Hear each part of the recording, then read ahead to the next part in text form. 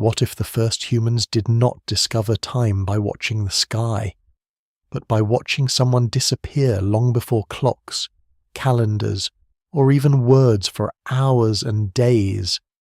Our ancestors lived inside repeating rhythms of light, hunger, cold, and return. But then something happened that no sunrise could undo. Someone died, and for the first time, the world kept moving without them. That may have been the moment humans truly began to feel time. Before we go deeper, take a moment to like the video and subscribe to the channel if this is the kind of history and mystery you enjoy. The shadow moves first, long before anyone names it, long before there is a word for hour or day. It stretches slowly across stone, across skin, across the ground where feet have worn a path into the earth. It lengthens, thins, disappears, and then returns again, almost as if the world itself is breathing. A figure stands there, not yet fully aware of what they are seeing, but aware enough to feel that something repeats. The light is not random, the darkness is not permanent. Something unseen is circling overhead, and everything below responds. There is no calendar here, no counting, no system, only sensation, the warmth that comes and goes, the hunger that rises and fades, the cold that settles into the body and then lifts again. These are not yet understood as units of time, but they are experienced as cycles. And slowly, almost imperceptibly, the mind begins to expect them, the body begins to anticipate. What survives in the record suggests that early humans lived deeply inside these rhythms without separating themselves from them. They do not stand outside time and observe it. They are carried by it. Sleep comes when darkness deepens. Movement begins when light spreads. The return of animals, the ripening of fruit, the shifting of winds, all of these are felt, remembered, and recognized, but not yet measured. There is no need to measure something that feels endless, but something changes when repetition becomes noticeable. When the same path of light crosses the same rock again and again, when the same cold returns after warmth, when the same absence follows presence, the mind begins to hold on to patterns, not consciously at first, more like a quiet accumulation, a memory that something has happened before, and that it will likely happen again. This is not yet time as we understand it. It is something more primitive and more immediate, a sense that the world is not chaotic, but structured, that there is an order beneath the surface of things. The realization does not arrive all at once. It builds slowly, over countless days that are not yet counted, through lives that are not yet recorded. The environment reinforces it constantly. In open landscapes, shadows stretch long and clear, marking the passage of light across the sky. In forests, the shifting brightness between branches reveals movement above, even when the sky itself is hidden. Near water, reflections shimmer and change with the position of the sun, offering another subtle signal that something is always moving, even when the ground feels still. There are moments when the pattern breaks, or seems to. Storms blot out the sun. Darkness arrives early. Light lingers longer than expected. These disruptions are confusing, unsettling. They introduce uncertainty into what is beginning to feel predictable. And yet, over time, even these irregularities reveal their own patterns. Storms return. Winds shift in familiar ways. The unpredictability itself becomes part of the larger rhythm. Scholars still debate how consciously early humans perceive these cycles. The evidence remains incomplete, scattered across fragments of behavior rather than written explanation. But what can be inferred is that recognition came before articulation. The brain, shaped by survival, begins to detect regularity because regularity can be used. Knowing when light will return means knowing when it is safer to move. Knowing when cold will come means preparing, even if preparation is instinctive rather than planned. There is also a quieter, more internal shift. Memory begins to stretch. It is no longer just about what is happening now, but about what happened before and what might happen again. This creates a subtle tension. The present moment is no longer isolated. It is connected to something behind it and something ahead of it, even if those connections are vague. At this stage, time is still inseparable from the environment. It has no independent existence. It is not something that can be pointed to or described. It is simply the pattern of change itself, the turning of light into dark, the warming into cooling, the fullness into emptiness. Humans do not yet think about time. They live inside it without knowing that it is something that can be known. But the foundation is already forming. Every repeated experience leaves a trace. Every expectation that is met reinforces the sense that the world operates according to something more than chance. And slowly, over generations, this awareness deepens, not into a concept, not yet, but into a feeling that the flow of life is not random. It has direction, it has structure, it has something that will one day be called time. For now, it remains unnamed, a silent companion to every movement, every breath, every step across the landscape. It is present in the stretching of shadows, in the fading of warmth, in the quiet return of light, and although no one can yet explain it, no one can yet measure it, the realization has already begun. The world repeats, and in that repetition, something profound is taking shape. Before there are numbers, there is rhythm. Before there is a calendar scratched into clay or a monument aligned to the sky, there is the body itself, learning through repetition what the mind cannot yet name. Hunger arrives, sharpens, eases, and returns. Sleep takes hold, releases its grip, and returns. A wound closes slowly, a child grows almost invisibly, and then, all at once, is no longer small. Hair lengthens, teeth wear down, muscles harden through use and soften through idleness. Time, in its earliest human form, is not a line drawn across the world. It is felt from inside the flesh. That matters, because the first understanding of time is almost certainly not mathematical. It is biological. It emerges through cycles that press directly on survival. A group that moves too late misses the animals. One that stays too long near dying, water suffers for it. Fruit appears, ripens, falls, and rots.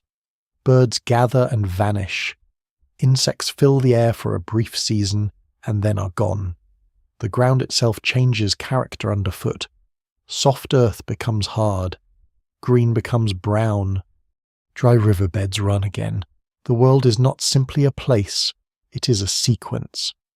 What survives in the archaeological and anthropological record suggests that this kind of temporal awareness develops gradually through constant exposure to repeated environmental cues.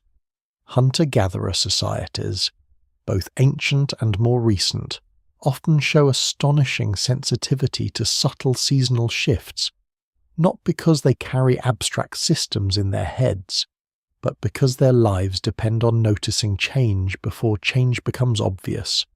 A smell in the wind, a certain bird call, the position of stars near dawn, the behavior of herd animals. These are not decorations on life, they are instructions.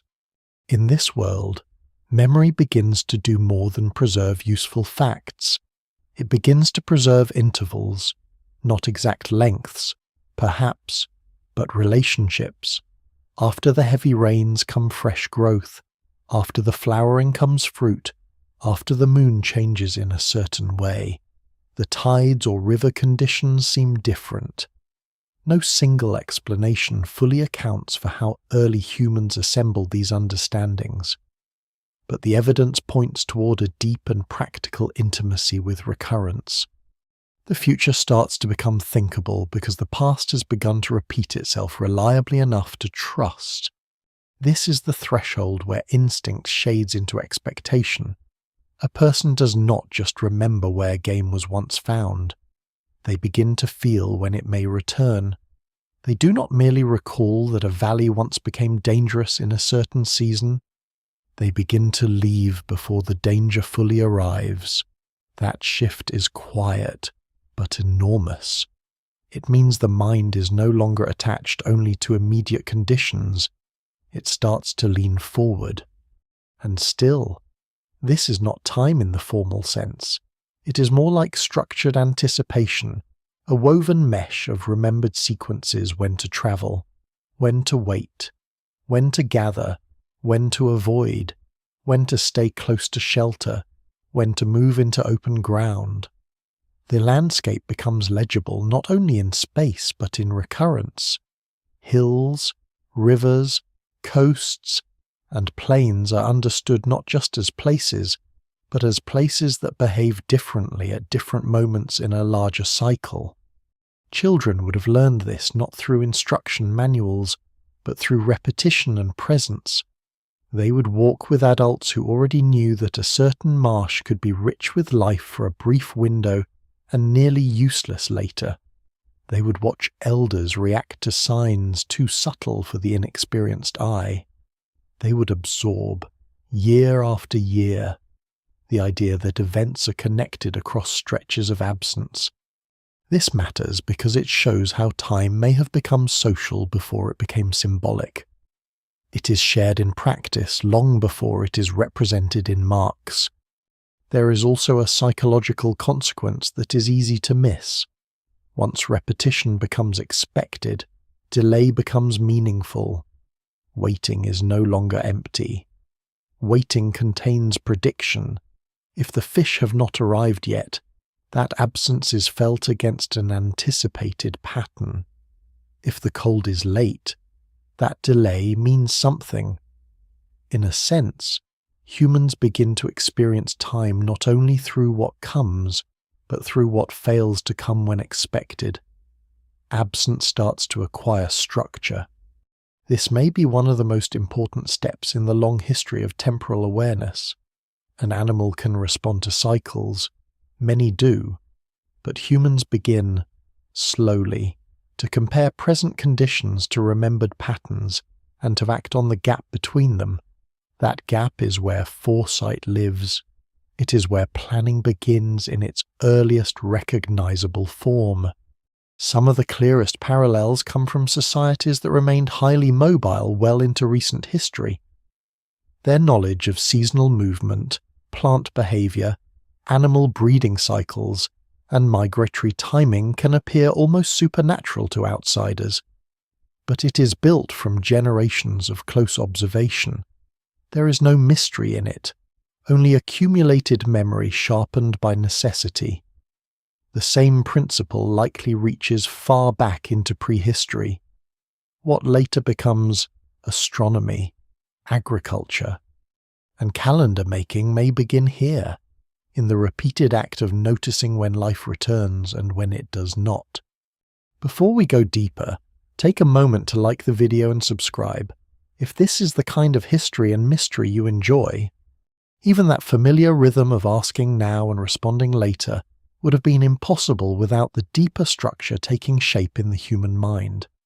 By the time such things are thinkable, people already live in a world arranged by before and after, by soon and not yet, by return and delay. They may have no words for duration in the abstract, but they are already governed by it. And there is something else emerging here, something more fragile and more profound. If the world repeats, then a human life can also be compared against those repetitions. a person can remember not just that winter came before, but that they were younger when it did. They can notice that they once walked more easily, that someone once stood where there is now emptiness, that a child who could not carry wood last cycle can carry it now. Time starts to separate the self from the world's recurrence. The seasons return, but the person moving through them does not remain the same.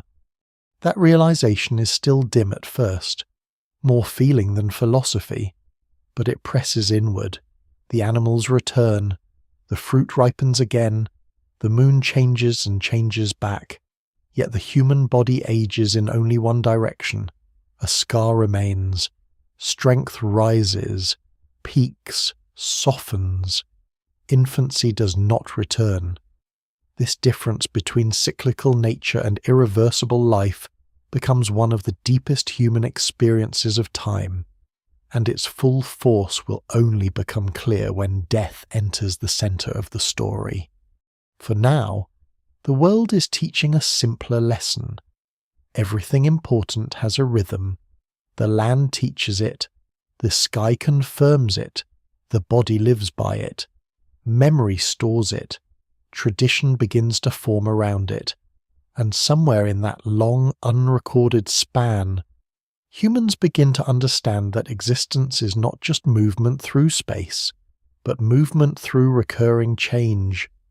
They are no longer merely inside the world, they are beginning to sense its cadence. Then someone does not get up. That is where the rhythm of the world stops being enough. The light still returns, the cold still lifts, the animals still move along their old paths. Morning arrives with the same pale certainty as before, touching the same stones, the same grasses, the same skin of water.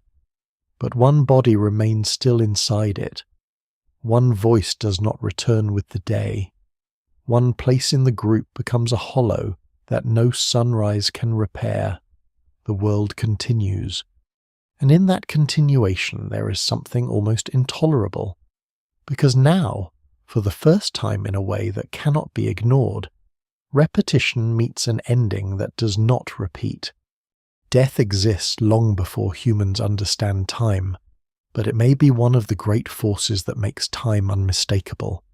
As long as life is structured mainly by cycles, the mind can dwell in return.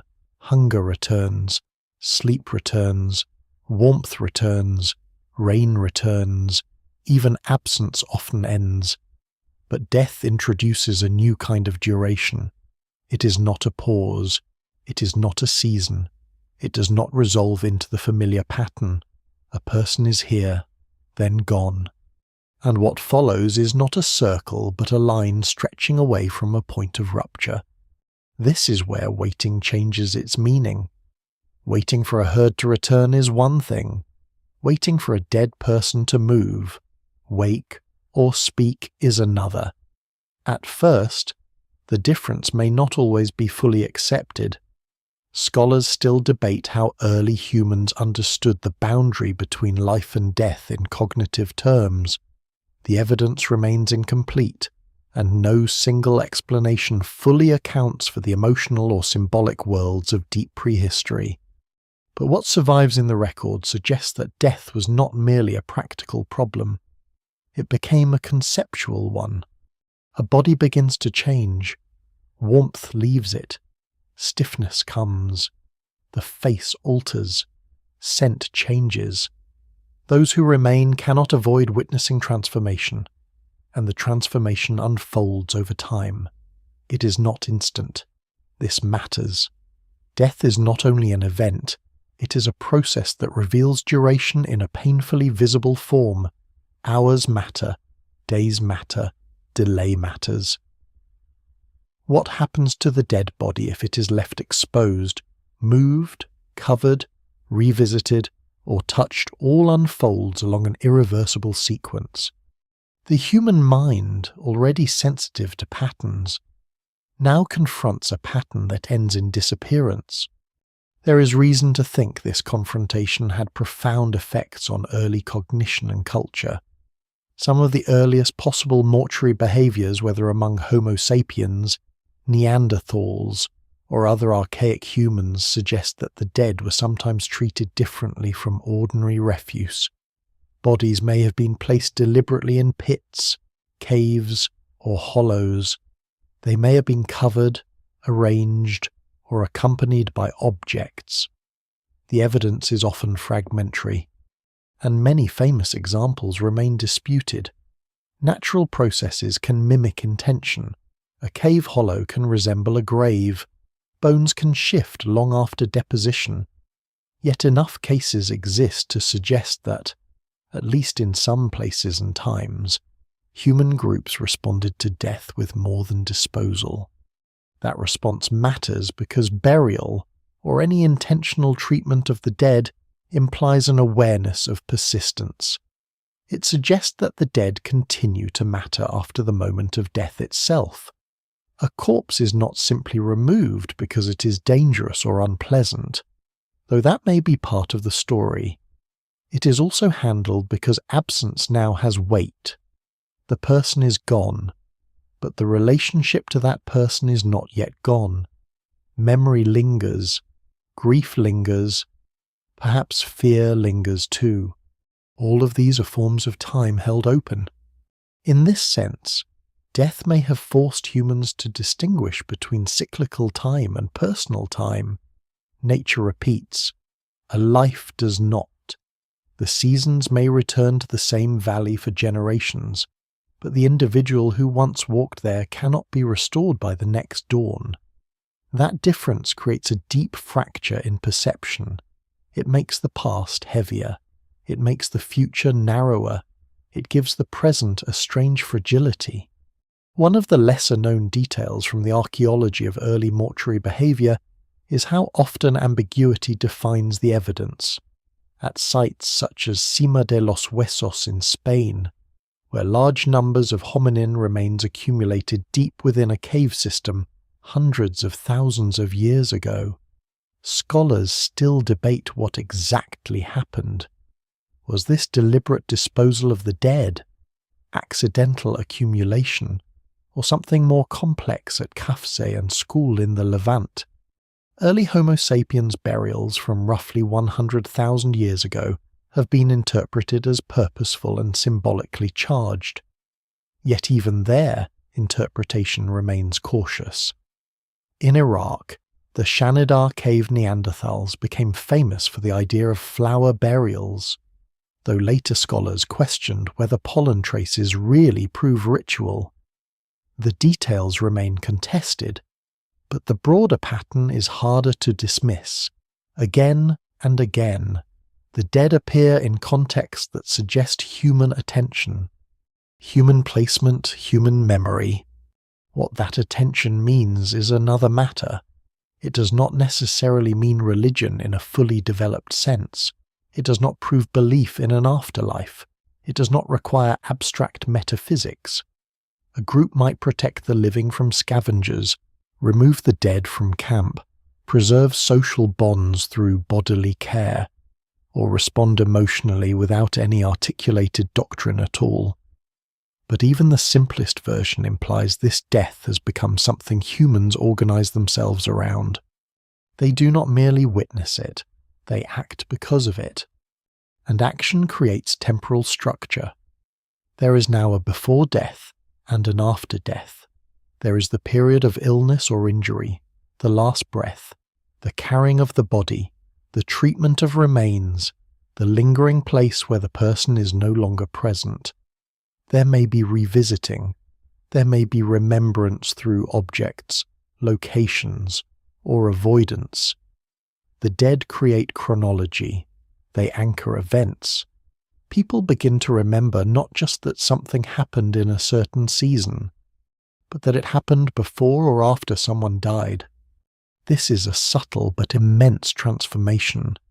Once memory attaches itself to death, human groups gain one of the first durable ways of structuring the past.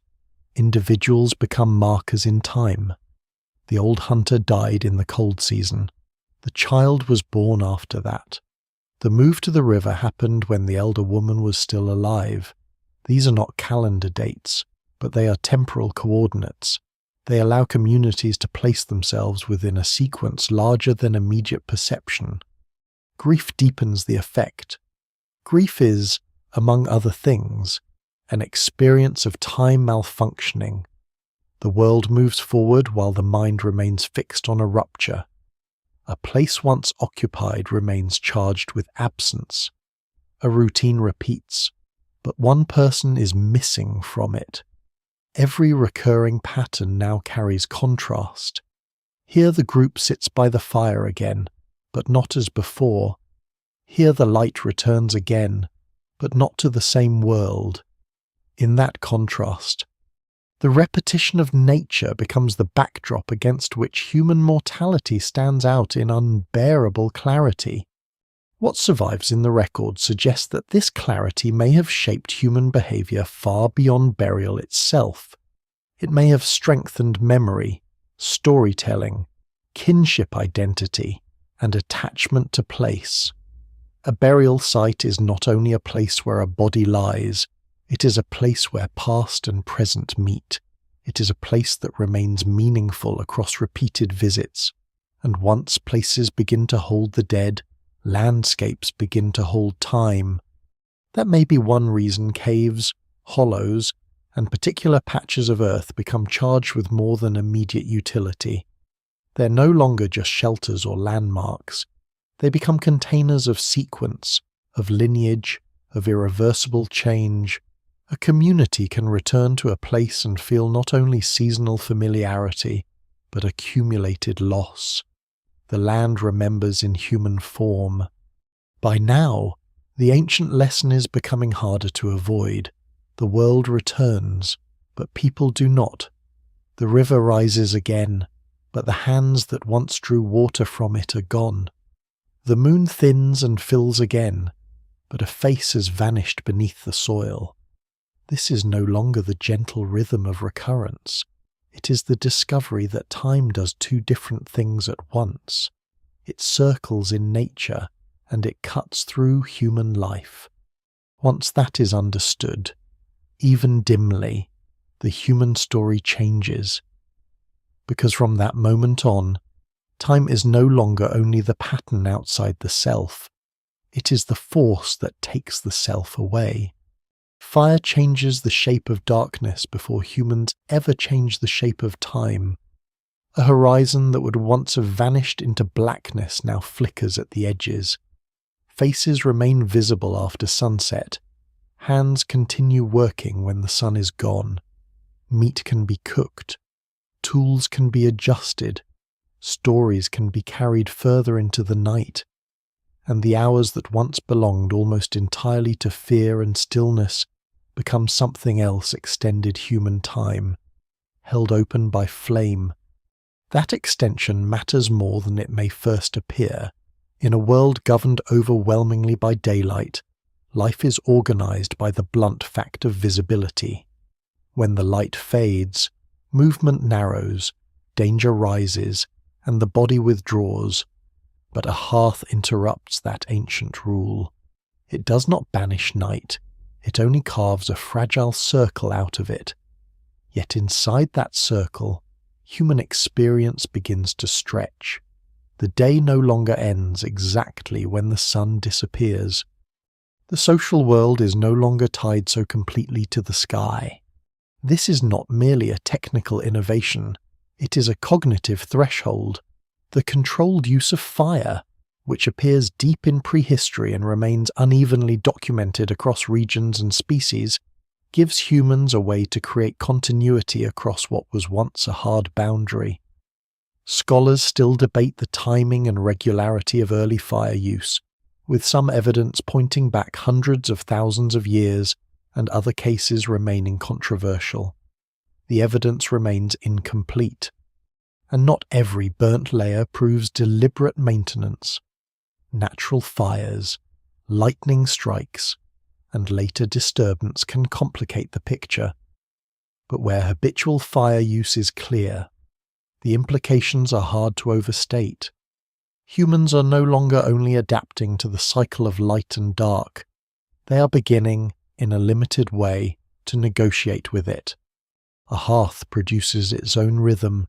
It must be fed, watched, revived. Embers die if neglected. Flames surge when fuel is added. Ash accumulates. Wood is gathered in advance because darkness will come whether anyone is ready or not.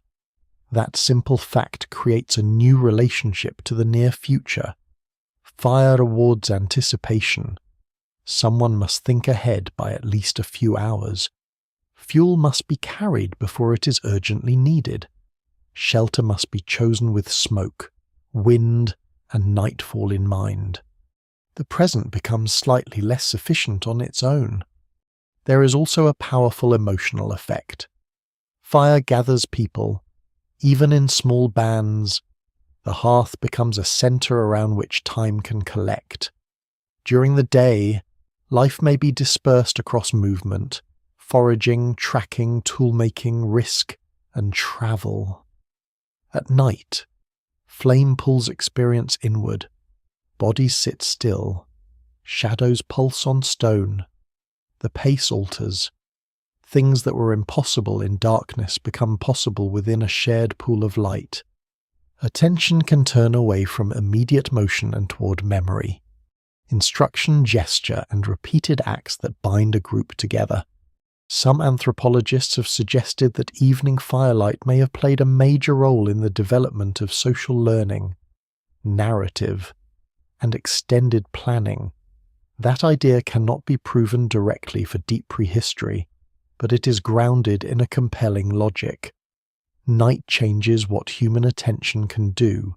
In daylight, survival often demands outward focus. In firelight, there is more room for reflection, repetition, and shared memory. A hunt can be revisited. A death can be spoken around, even without formal language in the modern sense. A place to move next can be anticipated. The future acquires a social setting. What survives in the archaeological record suggests that hearths often become persistent features of occupation sites. Ash lenses, reddened sediment, burnt bone, charred plant remains. And repeated fire residues indicate that certain places were not used once and abandoned, but revisited and maintained. That persistence may sound modest, but it reveals something important. A hearth is rarely just a momentary event. It tends to imply return, upkeep, and continuity. The fire tonight is linked to the fire before it, and the fire expected tomorrow. A chain begins to form. And once human life is linked across evenings, the sense of before and after sharpens further. Day is no longer the only meaningful unit of lived experience. Night acquires structure. There is twilight, ignition, full flame, embers, sleep beside warmth, cold ash at dawn. Darkness is no longer empty. It becomes segmented by human activity.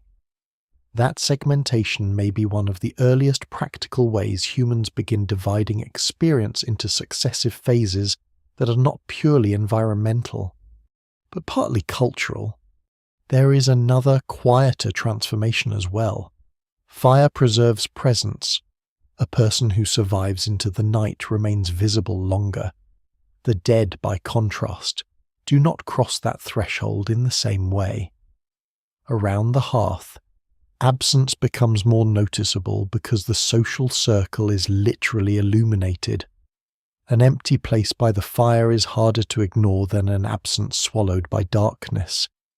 In this sense, fire may deepen the temporal awareness that death has already begun to create. It stages continuity and interruption side by side. The group gathers again, but one person does not return to the circle. That may help explain why so many later human traditions tie fire to memory, kinship, ritual, and the boundary between life and death. The symbolic meanings come much later and vary widely, but the older foundation is practical and emotional. Fire holds a temporary world together against surrounding darkness. It allows humans to feel duration more consciously because it creates a zone in which experience can continue despite the setting sun. It offers a small victory over natural limits, but only a temporary one. Every hearth dies unless it is tended. Every flame reminds its keepers that continuity requires effort. This is a profoundly important lesson in the history of time. Until now, humans mostly receive cycles from the world: daylight, weather, migration, growth, decay. With fire, they begin to maintain a cycle of their own, not independent from nature, never that, but semi-controlled. They can carry embers, they can restart flame, they can decide, within narrow limits, when night will become usable. That is a different mental posture from simple response. It is not full mastery, but it is deliberate extension. Lesser-known clues from prehistoric fire sites suggest just how intimate this relationship became.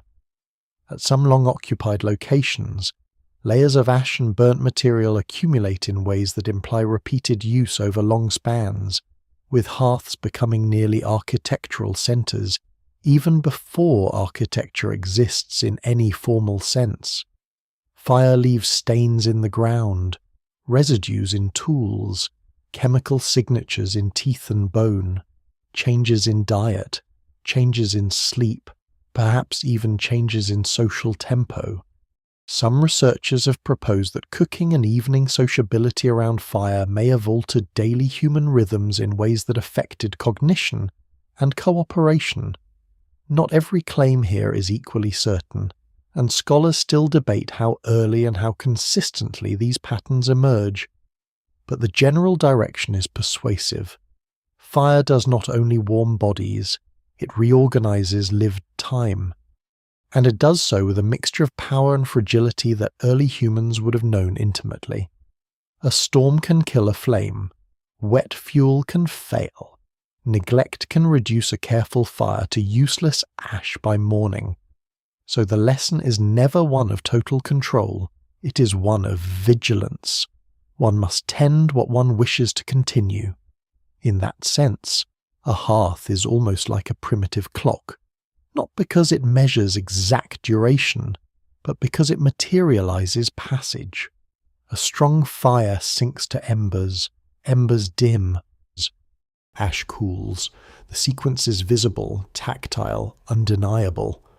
By the glow of repeated hearths, human beings begin to spend more of their lives inside spaces of their own making, not houses, not cities, not yet, but temporal shelters, little islands of extended presence in the dark. Here tools are finished after sunset. Here children watch adults repeat actions that have been done before and will be done again. Here memory becomes denser. Here waiting becomes communal. Here the hours after daylight stop being pure absence and start becoming inhabited time. And that matters because once people learn to hold part of the night open, they start to experience the day differently too. The future no longer ends at dusk. Plans can survive into evening. Stories can bridge one dawn to the next. The world still turns beyond human command. But inside the ring of flame there is a new sensation that time can be shaped, however slightly, by human hands. Sooner or later, someone looks up often enough to notice that the night has a second rhythm inside it, not the stars as a whole, which turn too slowly and too grandly for immediate use at first, but the moon, changing its face in a way that is unmistakable even to the untrained eye. It swells, thins, disappears, returns. It does not simply rise and set like the sun. It transforms, and because it transforms visibly, predictably, and over a span short enough for one person to hold in memory, it becomes one of the first great teachers of measured change. The moon is different from every other marker humans have known so far. Day and night divide experience sharply. but they are almost too large and too constant to invite fine attention. The seasons matter deeply, but they are slow, diffuse, and expressed through many overlapping signs at once. The moon, by contrast, offers a single object that can be watched over many nights as it moves through a complete and repeating sequence. It is time made visible in the sky. That visibility matters enormously. What survives in the ethnographic and historical record from many later societies suggests that lunar phases often become among the earliest and most intuitive ways of organizing collective expectation. That does not prove exactly when prehistoric humans began using the moon in this way, and scholars still debate how early systematic lunar observation became culturally significant. The evidence remains incomplete. No Paleolithic witness leaves behind an explanation of what they thought as they watched the crescent widen, but it is hard to ignore how powerful such a pattern would have been for minds already trained by rhythm, death, fire, and recurrence. The moon does something rare. It compresses time into an image. A person can look up and see not only what the night is, but roughly where they stand within a sequence of nights. The sky is no longer just a backdrop. It becomes a record in progress. Tonight is not merely dark. It is dark in a particular way, and that way implies what came before and what will likely come next. This may have had practical value early on.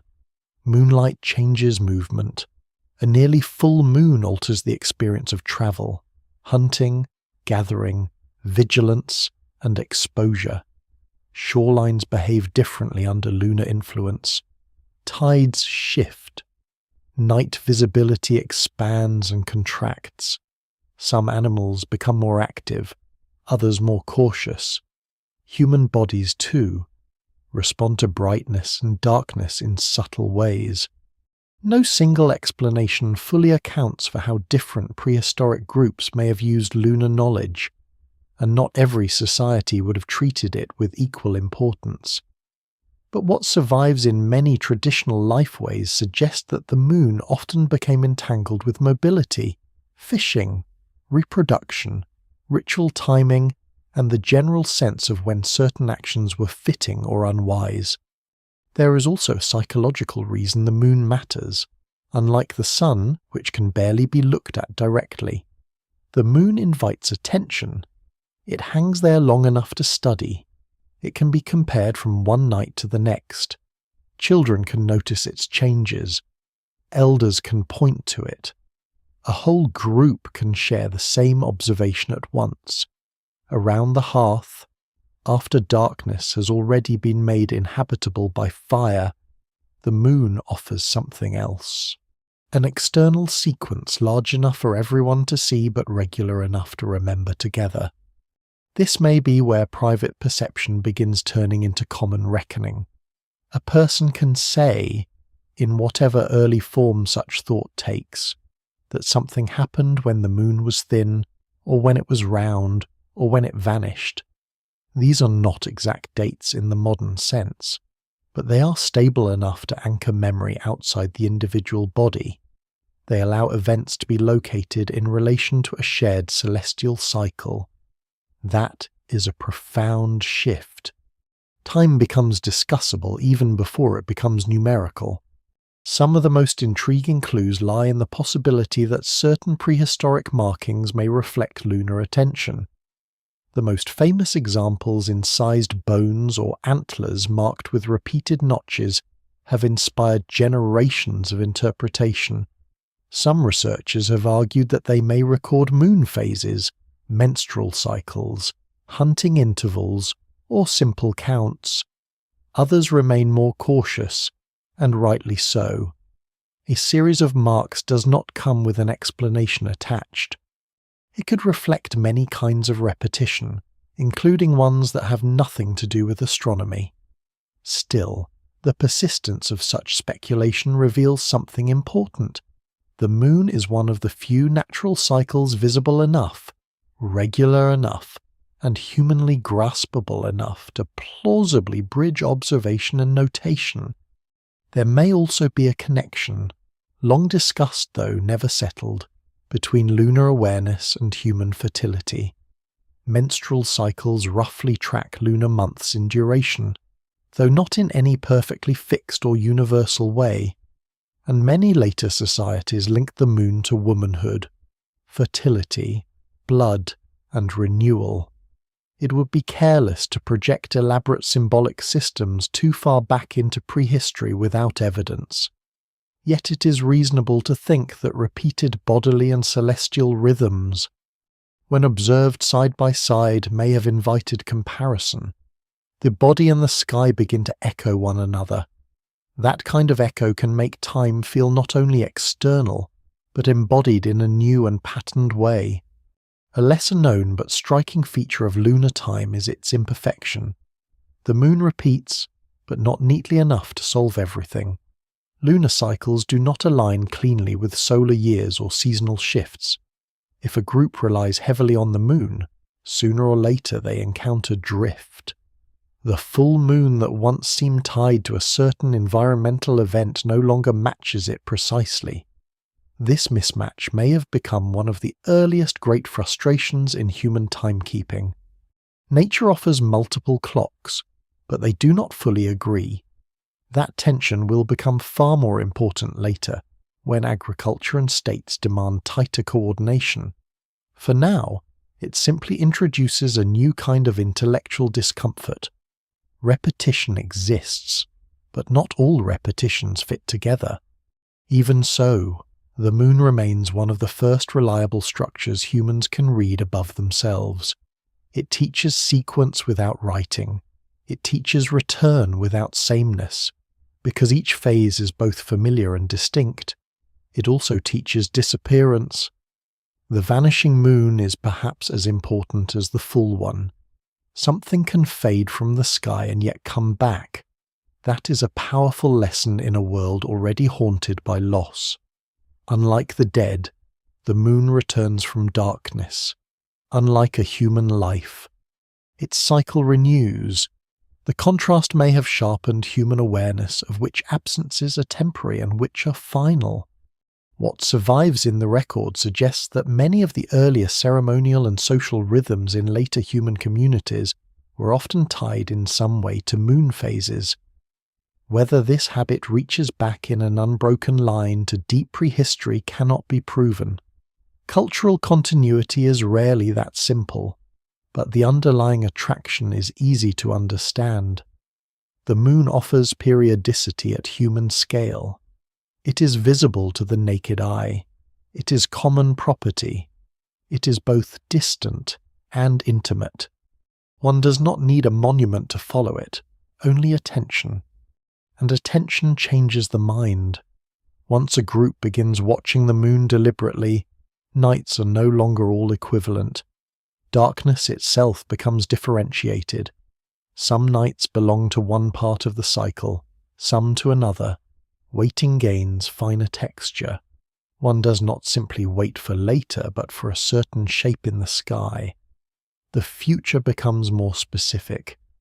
This is one of the most important thresholds in the story. Humans are no longer sensing recurrence only through environment and memory. They're beginning to map it onto a recurring celestial sign that can be collectively observed, anticipated, and perhaps eventually counted.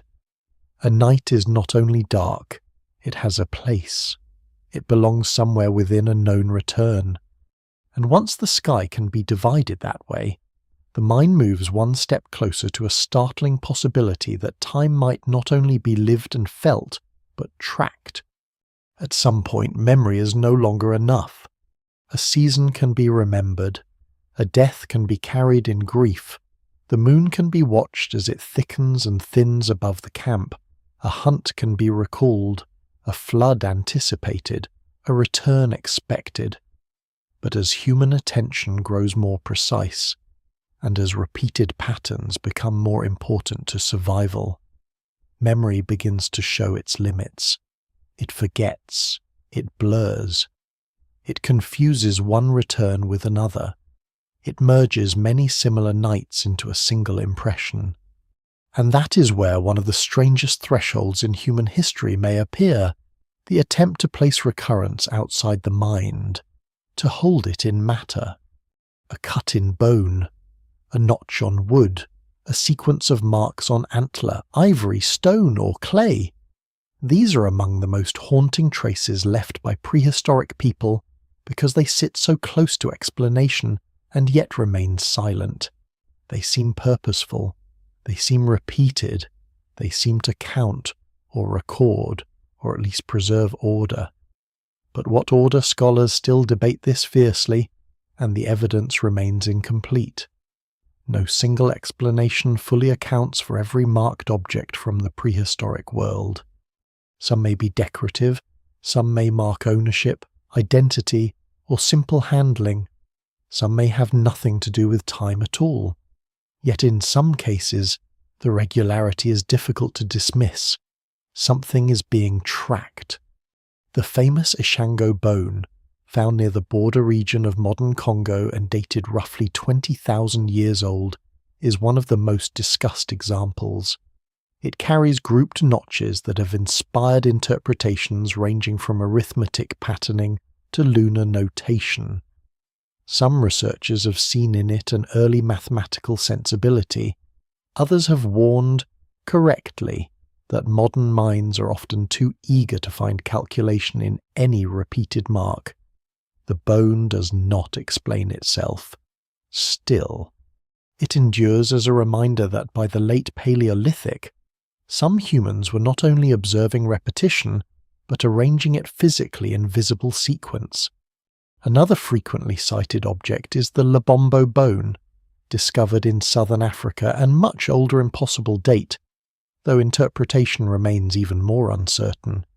Again, the same pattern appears in scholarship notches, intervals, speculation, perhaps a tally, perhaps a record of cycles, perhaps a useful object whose meaning is now irretrievable. These artifacts are frustrating precisely because they feel so close to the threshold of explicit timekeeping. They may represent some of the earliest attempts to make memory durable, or they may represent something else entirely. The silence of prehistory does not allow certainty. But even if many individual cases remain disputed, the broader principle matters. Once humans begin making repeated marks in ordered series, they create the possibility of external sequence. A pattern no longer has to live entirely in recollection or oral repetition. It can be fixed, revisited, compared, extended. Matter begins to carry duration. That changes the nature of thought. A remembered cycle is fluid. A marked cycle is inspectable. One can look at it again. One can compare one group of marks to another. One can add to it. One can stop halfway and return later. This is not writing, not yet. But it belongs to the same long movement, the transfer of sequence from consciousness into material form. The world is no longer only observed, it is encoded. This may have been especially useful where lunar, seasonal or social rhythms required a more reliable tally than memory alone could provide. A group tracking nights between moon phases, days since a death, intervals between visits to a place, or repeated distributions of food might find notched objects useful even without abstract numeracy in the later sense. The act of making one mark after another creates a line of passage. It says, in effect, this happened, then this again. It turns recurrence into accumulation. A lesser known but revealing detail is that many prehistoric marked objects are portable. They can be carried. They can move with people rather than remaining attached to a fixed place. That portability matters in a mobile world, before monumental architecture, before towns, before archives. A small object can serve as a private or shared memory device. A piece of bone in the hand may hold a sequence that the landscape alone cannot preserve. It is a modest technology, but an extraordinary one. It allows time to travel. And yet these marks also introduce a strange tension. Once a cycle is represented in a row of cuts, it becomes more exact in one way and more abstract in another. A notch is not a moon, it is not a season, not a death, not a journey. It stands in place of them. That act of standing in place is among the deepest inventions humans ever make. Symbolic compression allows reality to be manipulated at a distance. One does not need the flood itself present to remember its interval. One does not need the full moon overhead to think about when it may come again. The mark permits absence to be handled. What survives in the record suggests that by the Upper Paleolithic, humans are already comfortable with various forms of symbolic behavior art. Ornaments, pigment use, deliberate deposition, perhaps body marking, and patterned objects.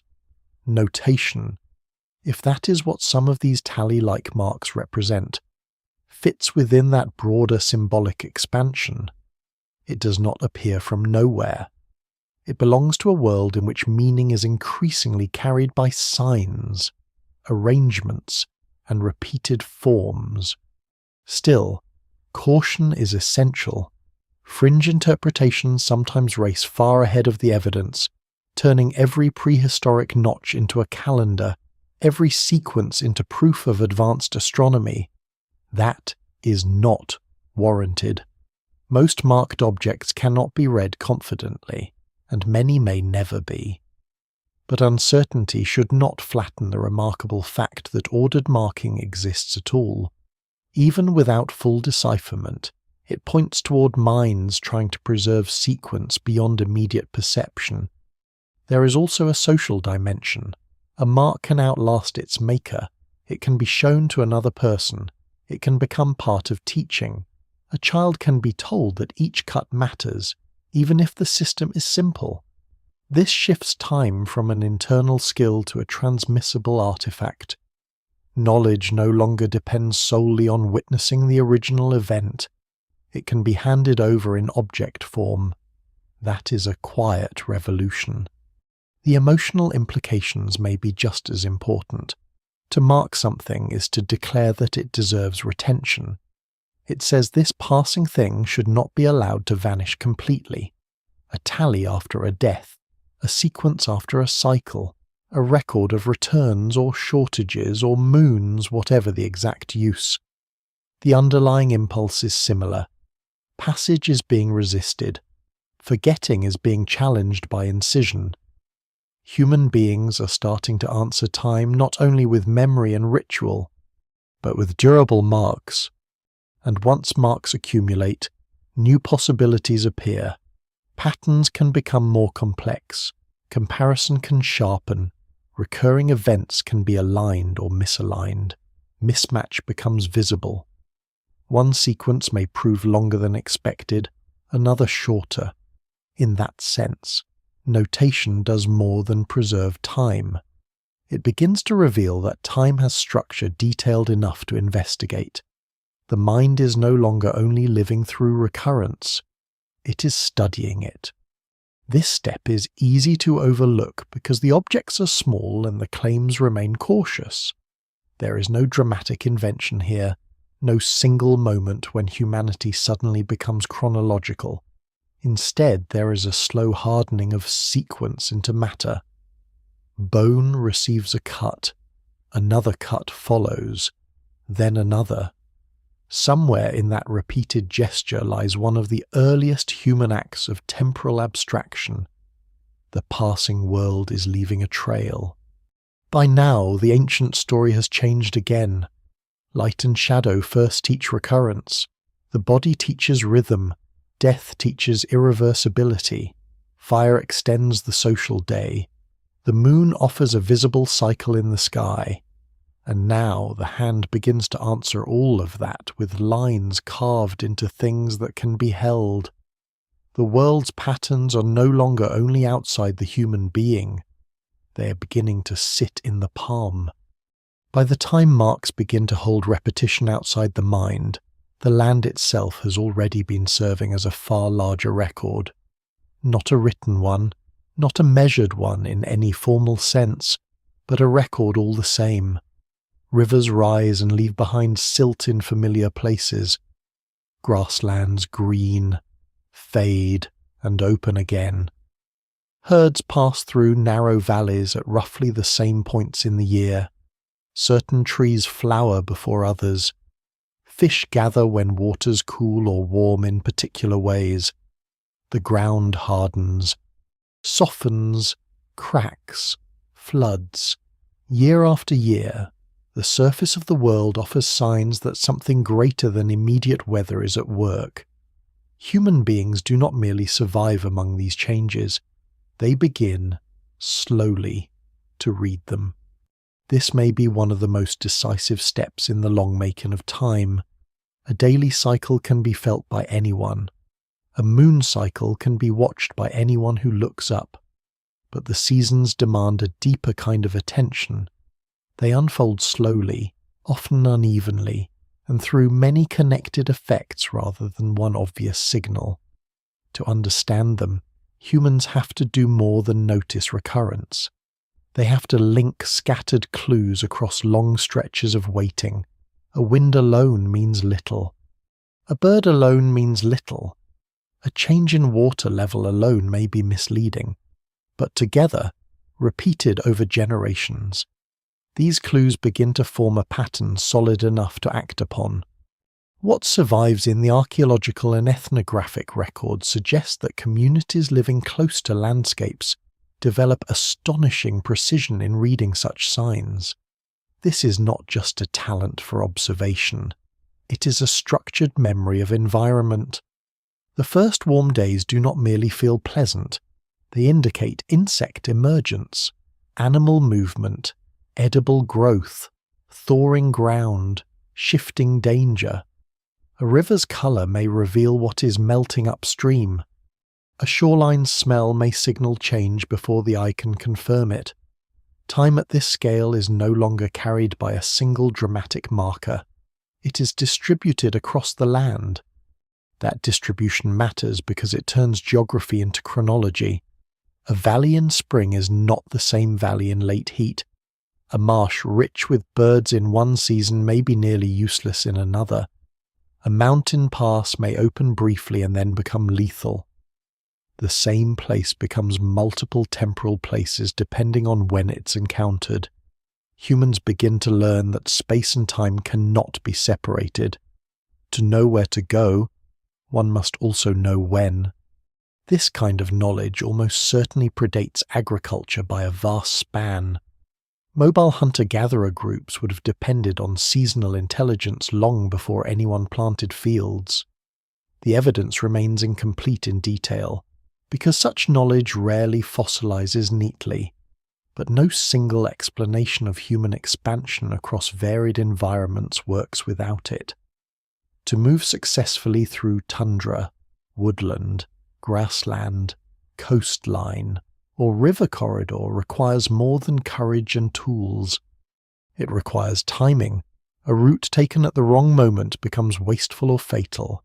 A camp chosen one cycle too late becomes a trap. The land rewards those who grasp its sequence. One lesser-known aspect of this seasonal intelligence is how predictive it can be without becoming abstract. A community does not need a formal calendar to know that a certain flower blooming on a slope means fish will soon thicken in a nearby river, or that the return of specific birds means edible plants are not far behind.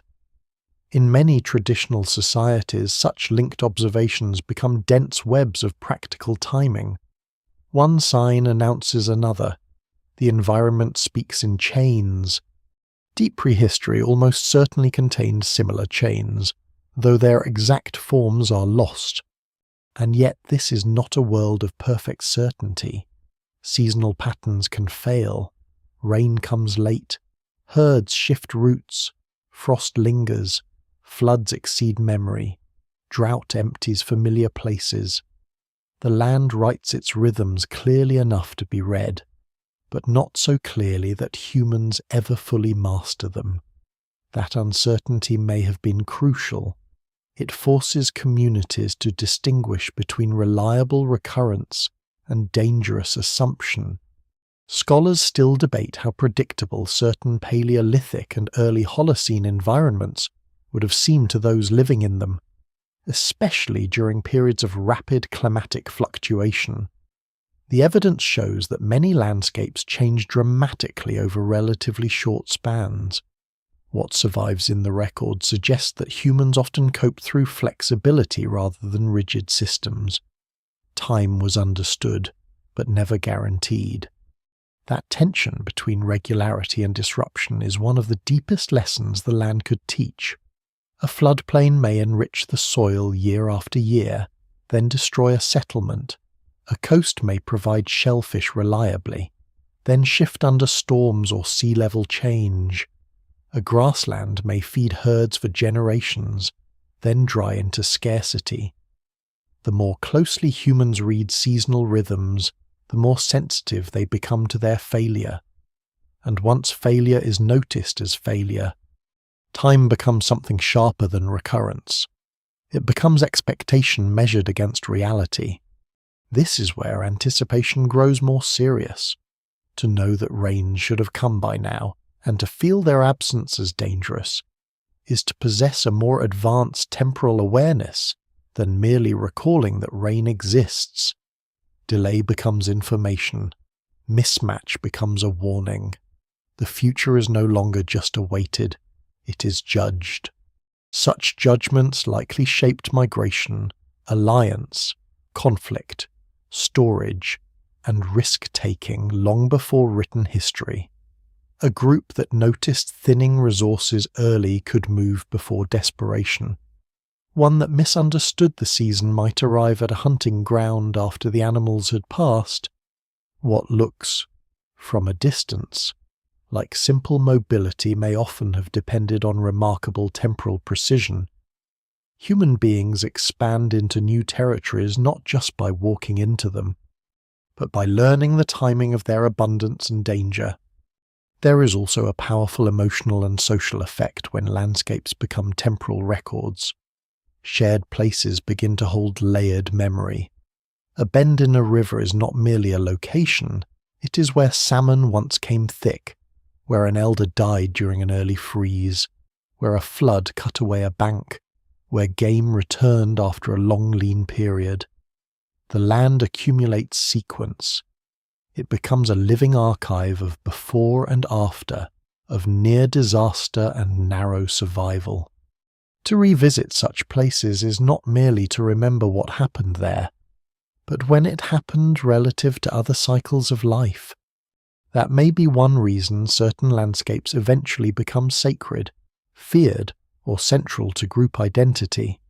Even before formal religion or monumental architecture, a repeatedly visited place can become thick with remembered time. A cave entered in the cold season, a marsh crossed only after waters fall, a ridge used to watch for herd movement, a spring that revives in drought. All of these can anchor not just practical knowledge, but collective duration. A people becomes historical.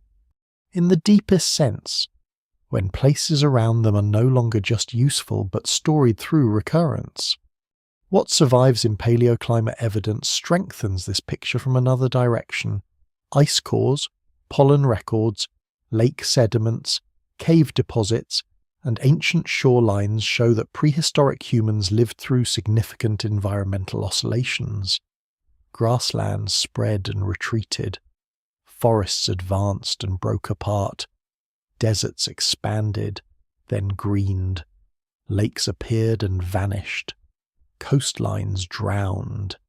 In some periods, especially near the end of the last ice age, change could be abrupt enough to reshape entire ways of life.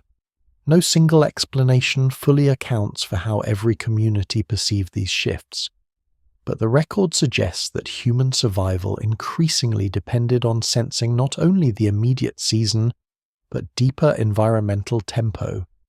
And here, perhaps, lies the beginning of a crucial transformation. Once humans recognize that seasonal change is written into the landscape, they begin to live with two scales of time at once. There is the short cycle of the year, cold and warmth, growth and barrenness, migration and return. And behind it, more dimly, there is the longer pulse of the world itself, rivers changing course, forests advancing, coastlines moving, familiar territories becoming strange. The first scale can be anticipated, the second can only gradually be recognized, but both shape the mind. This layered awareness does not produce science in the modern sense. Not yet. It produces something older and more immediate, a disciplined attentiveness to change across different lengths of duration. The person who stands on a familiar ridge and notices that the waterline has been wrong for several returns in a row is already thinking historically, even without words for history. The group that remembers that winters have grown harsher across living memory is already comparing cycles against a broader frame. By now, the ancient education of humanity is becoming more sophisticated. The body teaches rhythm, death teaches finality, fire extends the lived day, the moon teaches visible sequence, marks preserve recurrence, and the land, vast and patient, teaches that time can be read not just above or within the self, but across the face of the earth, a valley, a river, a shoreline, a herd path. These are no longer only features of the world. They are clocks of a rough and powerful kind, each one telling those who know how to read it that change is coming, and that survival belongs to those who arrive in step with it. Once repeated signs can be read in the land, remembered in the body, watched in the moon, and perhaps even cut into bone. Another change begins almost quietly enough to miss. Time stops belonging only to the individual observer. It starts to belong to the group. That is a profound shift, because an individual can notice patterns and still lose them. A single life is short, fragile, and easily broken by hunger, injury, movement, or death. But when knowledge is carried socially, recurrence gains endurance. A season no longer has to be relearned from the beginning by every child. A dangerous crossing does not have to surprise each new generation. A valley that looks generous at the wrong time can already be known as a place of hidden risk, because others have survived it before and have found ways to make the memory last. What survives in the ethnographic record from many oral societies suggests that human communities can preserve remarkably precise environmental and seasonal knowledge without writing, often through ritualized repetition, shared labor, story, taboo, song, root memory, and the regular return to meaningful places. The evidence remains incomplete when projected backward into deep prehistory, but the principle is hard to avoid. Long before archives and formal calendars, humans were already building social systems that stored time in collective practice. This is where memory turns into tradition. Not memory in the private sense of one person recalling one event, but memory stabilized through repetition until it becomes normal behavior. People leave when the river reaches a certain point on the bank. They gather at a place when a certain wind begins. They avoid a route after early snow. They return to a cave at a familiar part of the cold season.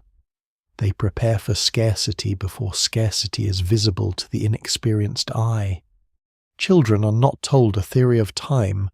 They are drawn into patterned action, and through that action they inherit sequence. Tradition does something extraordinary to temporal awareness. It allows people to act on events they have not personally witnessed. That may be one of the deepest thresholds in human history. A young person can fear a flood they have never seen, anticipate a migration they have never yet followed, or respect a burial place connected to individuals dead long before their own birth. The future and the past both grow larger than the individual life.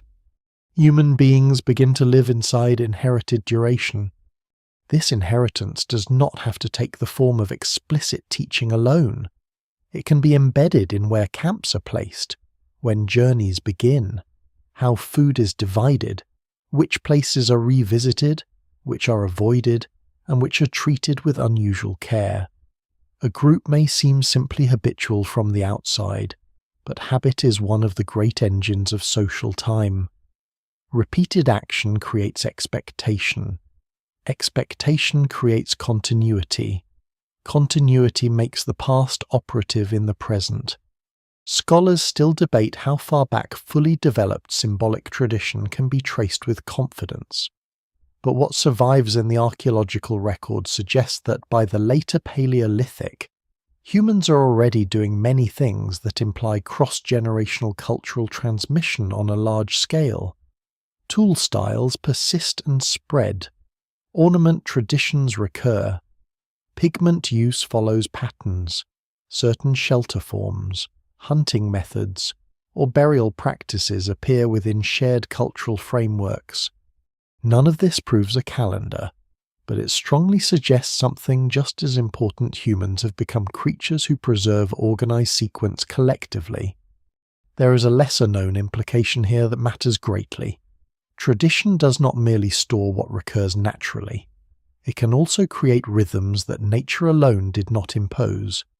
A group can decide, or gradually come to expect, that certain actions belong together in a repeated order. Food is prepared in a familiar sequence. Tools are made at a certain time of year. Gatherings happen when multiple signs align. Mourning follows repeated forms. In this way, culture begins to layer its own timing over the timing already present in the world. That layering is one of the earliest beginnings of social time.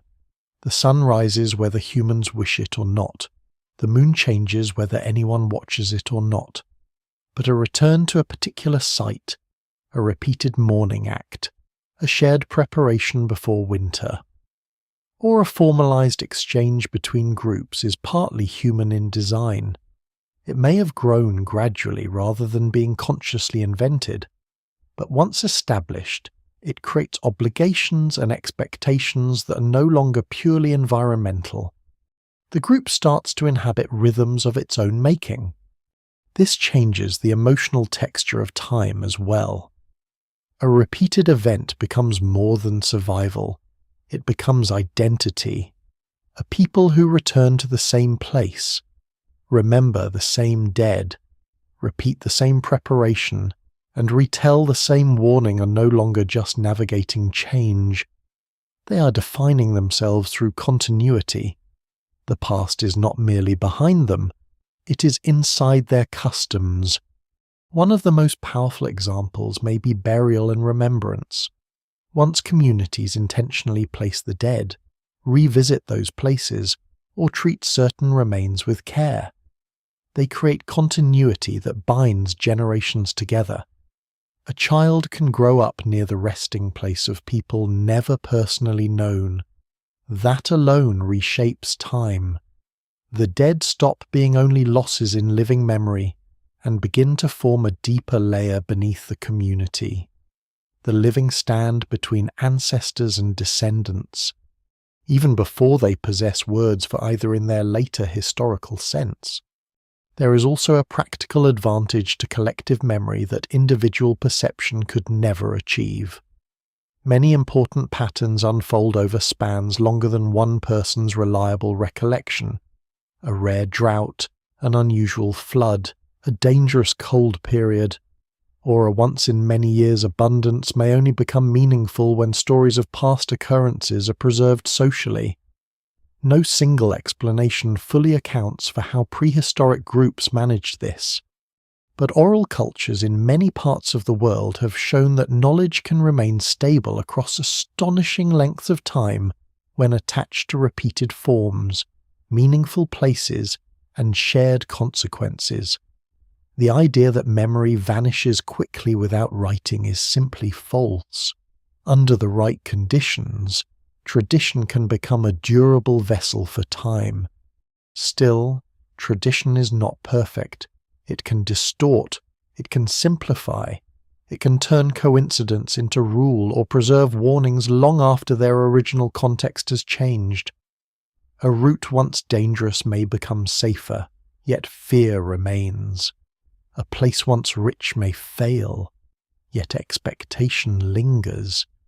In that sense, collective memory introduces a new complexity. Time is no longer only what the world does. It is also what people believe the world is likely to do based on inherited understanding. When the environment changes more quickly than tradition can adjust, danger follows. This tension may have become especially important near the great climatic shifts at the end of the Ice Age. Landscapes that had behaved in one way for many generations began, in some places, to behave differently. Waters rose, vegetation changed, animal routes shifted. What had been reliable no longer aligned so easily with memory. A society whose strength lay in inherited temporal knowledge now faced the risk that the pattern itself was changing. The deeper humans became in tradition, the more disruptive altered rhythms could feel, and yet that very disruption may have encouraged even more deliberate forms of temporal organization. When inherited sequence begins to strain against lived experience, people become more attentive, more ceremonial, more invested in fixed points of return. The need to stabilize time socially grows stronger as the world itself becomes harder to predict. By now, humans are no longer simply noticing change. They are handing change down. They're teaching before and after. They are preserving sequence in behavior, place, and story. A child born into such a group does not start from the raw confusion of weather and hunger alone. They enter a world already shaped by remembered recurrence. They inherit rhythms. They inherit warnings. They inherit absences. They inherit expectations about what returns and what does not. That inheritance is one of the most important human inventions, even though it leaves behind no single dramatic artifact. It turns time into something larger than one mind and longer than one life. The moon may still rise over the camp, the river may still flood in its season. But now those events are met by a community carrying accumulated memory across generations. The pattern outside the human being has found its answer inside culture. And once culture begins carrying time this way, another possibility comes into view. If a group can preserve recurrence together, then perhaps it can anchor that recurrence in places that endure even longer than memory alone. At first the sky's enough, a horizon, a ridge, the remembered angle of sunrise, the familiar swelling of the moon above a certain stand of trees. These can guide attention without any need for construction. But once communities begin carrying recurrence in shared memory, the temptation grows to fasten that memory to something more durable than the body and more stable than story alone. A place can do that. A fixed point can do that. And slowly, in scattered parts of the world, human beings begin to make certain locations hold the returning sky. This does not begin with great stone circles appearing fully formed out of nowhere. It begins more quietly, with repeated gatherings at particular sites, with posts set into the ground, with cleared spaces, with cairns, mounds, carved markers, or persistent lines of sight that matter because something in the heavens appears there again and again. Scholars still debate how early such practices become deliberate in an astronomical sense. The evidence remains incomplete, and no single explanation fully accounts for every alignment later claimed in archaeology. Modern observers are often too eager to discover observatories everywhere. A structure pointing roughly east is not automatically a solar calendar. Coincidence, later modification, and selective interpretation complicate the picture constantly. Yet caution should not hide the larger truth. Some places were plainly organized around repeated celestial events. What makes such places important is not only what they reveal about the sky, but what they reveal about human intention. To return again and again to the same location at a meaningful time of year is already to make a natural cycle social. To shape that location so the return becomes more memorable, more visible, or more communal is a further step. Time is no longer merely observed, it is staged. Across the late prehistoric world, long before literate states dominate the record, there are signs of this growing attachment between fixed place and recurring sky. In the Near East, structures at sites such as Göbekli Tepe have prompted intense debate over symbolism, gathering, and ritual timing, even if astronomical claims remain controversial in detail. In Europe, later Neolithic monuments such as passage tombs and stone settings show more persuasive alignments, with famous examples including Newgrange in Ireland, where the winter solstice sunrise penetrates the long passage and briefly lights the chamber within. The exact intentions behind every monument remain debated, but what survives in the record suggests that some communities had begun tying architecture to repeatable moments in the heavens. That matters because a monument does something memory alone cannot do. It waits. It persists through seasons, through deaths, through changing generations. A person can die, and the alignment remains. The winter sun still enters the chamber.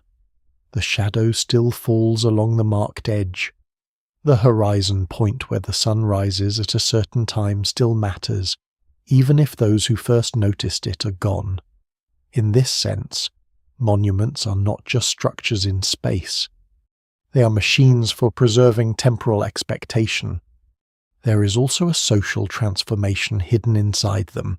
A repeated event in the sky can be observed by anyone, but a marked place gathers observers together.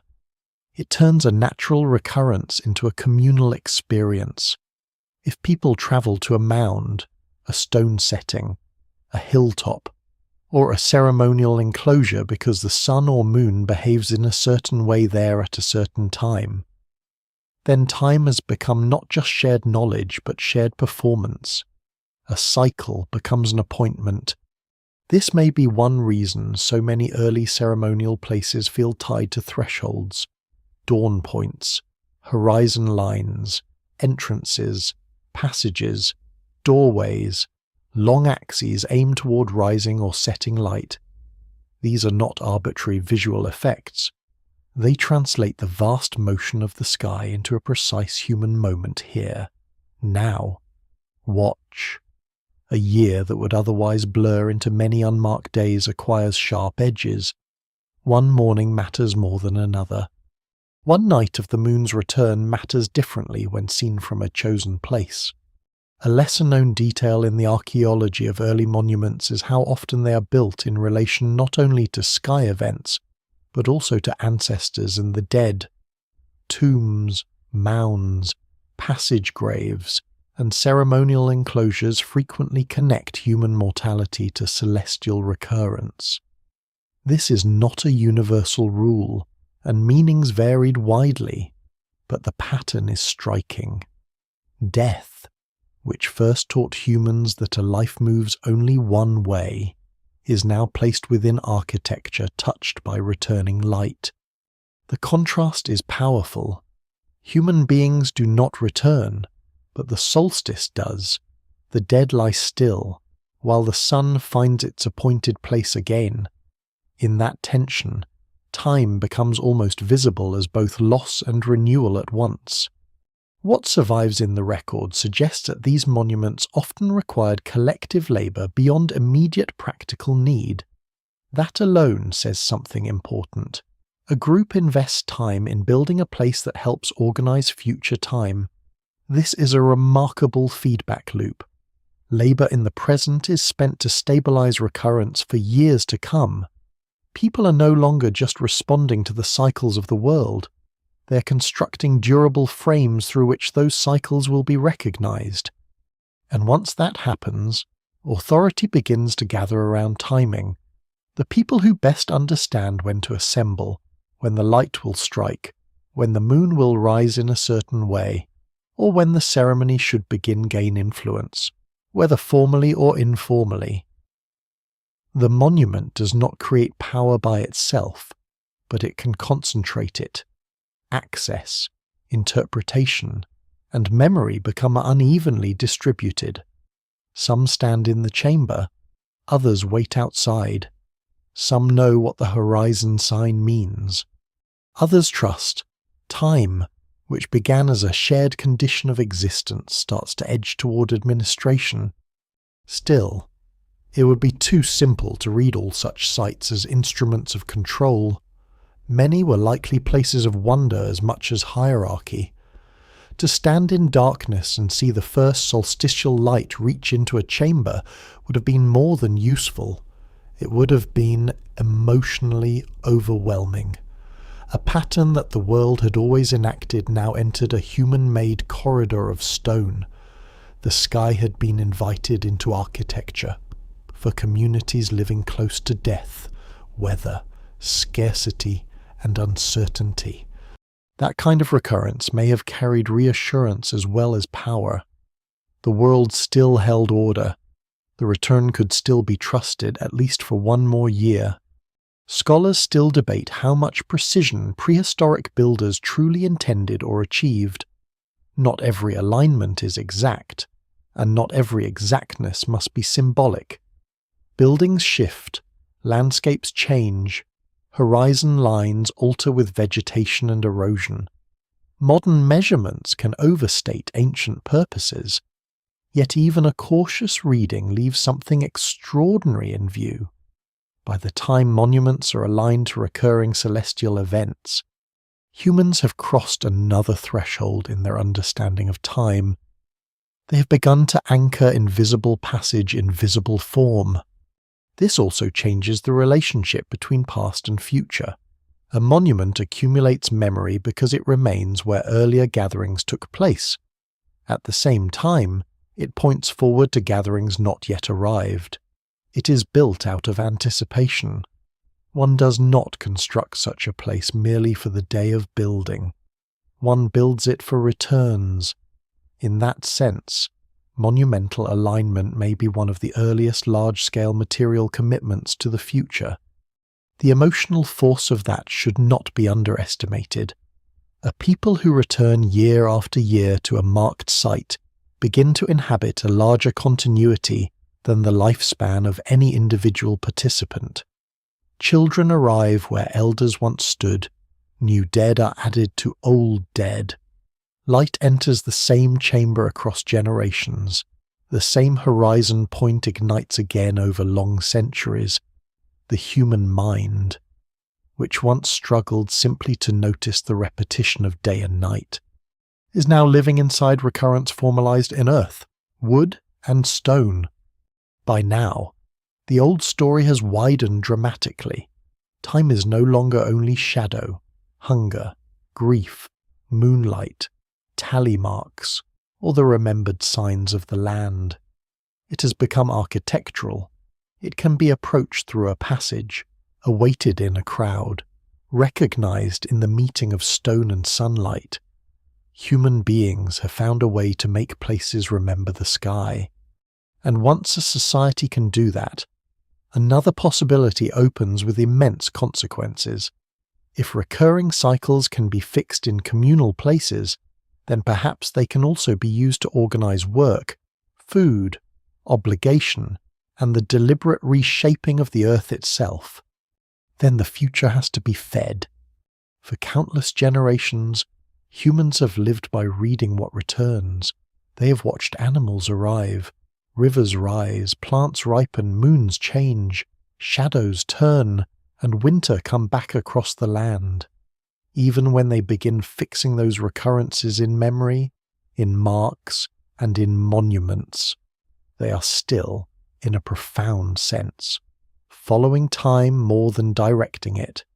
Agriculture changes that balance, not completely, never completely, but enough to alter human thought forever. Because the moment a seed is placed deliberately into the ground, time stops being only something observed and becomes something wagered upon. That wager is unlike anything before it. A hunt can fail in a single afternoon. A journey can change direction in a day, but a planted field demands waiting on a much longer scale.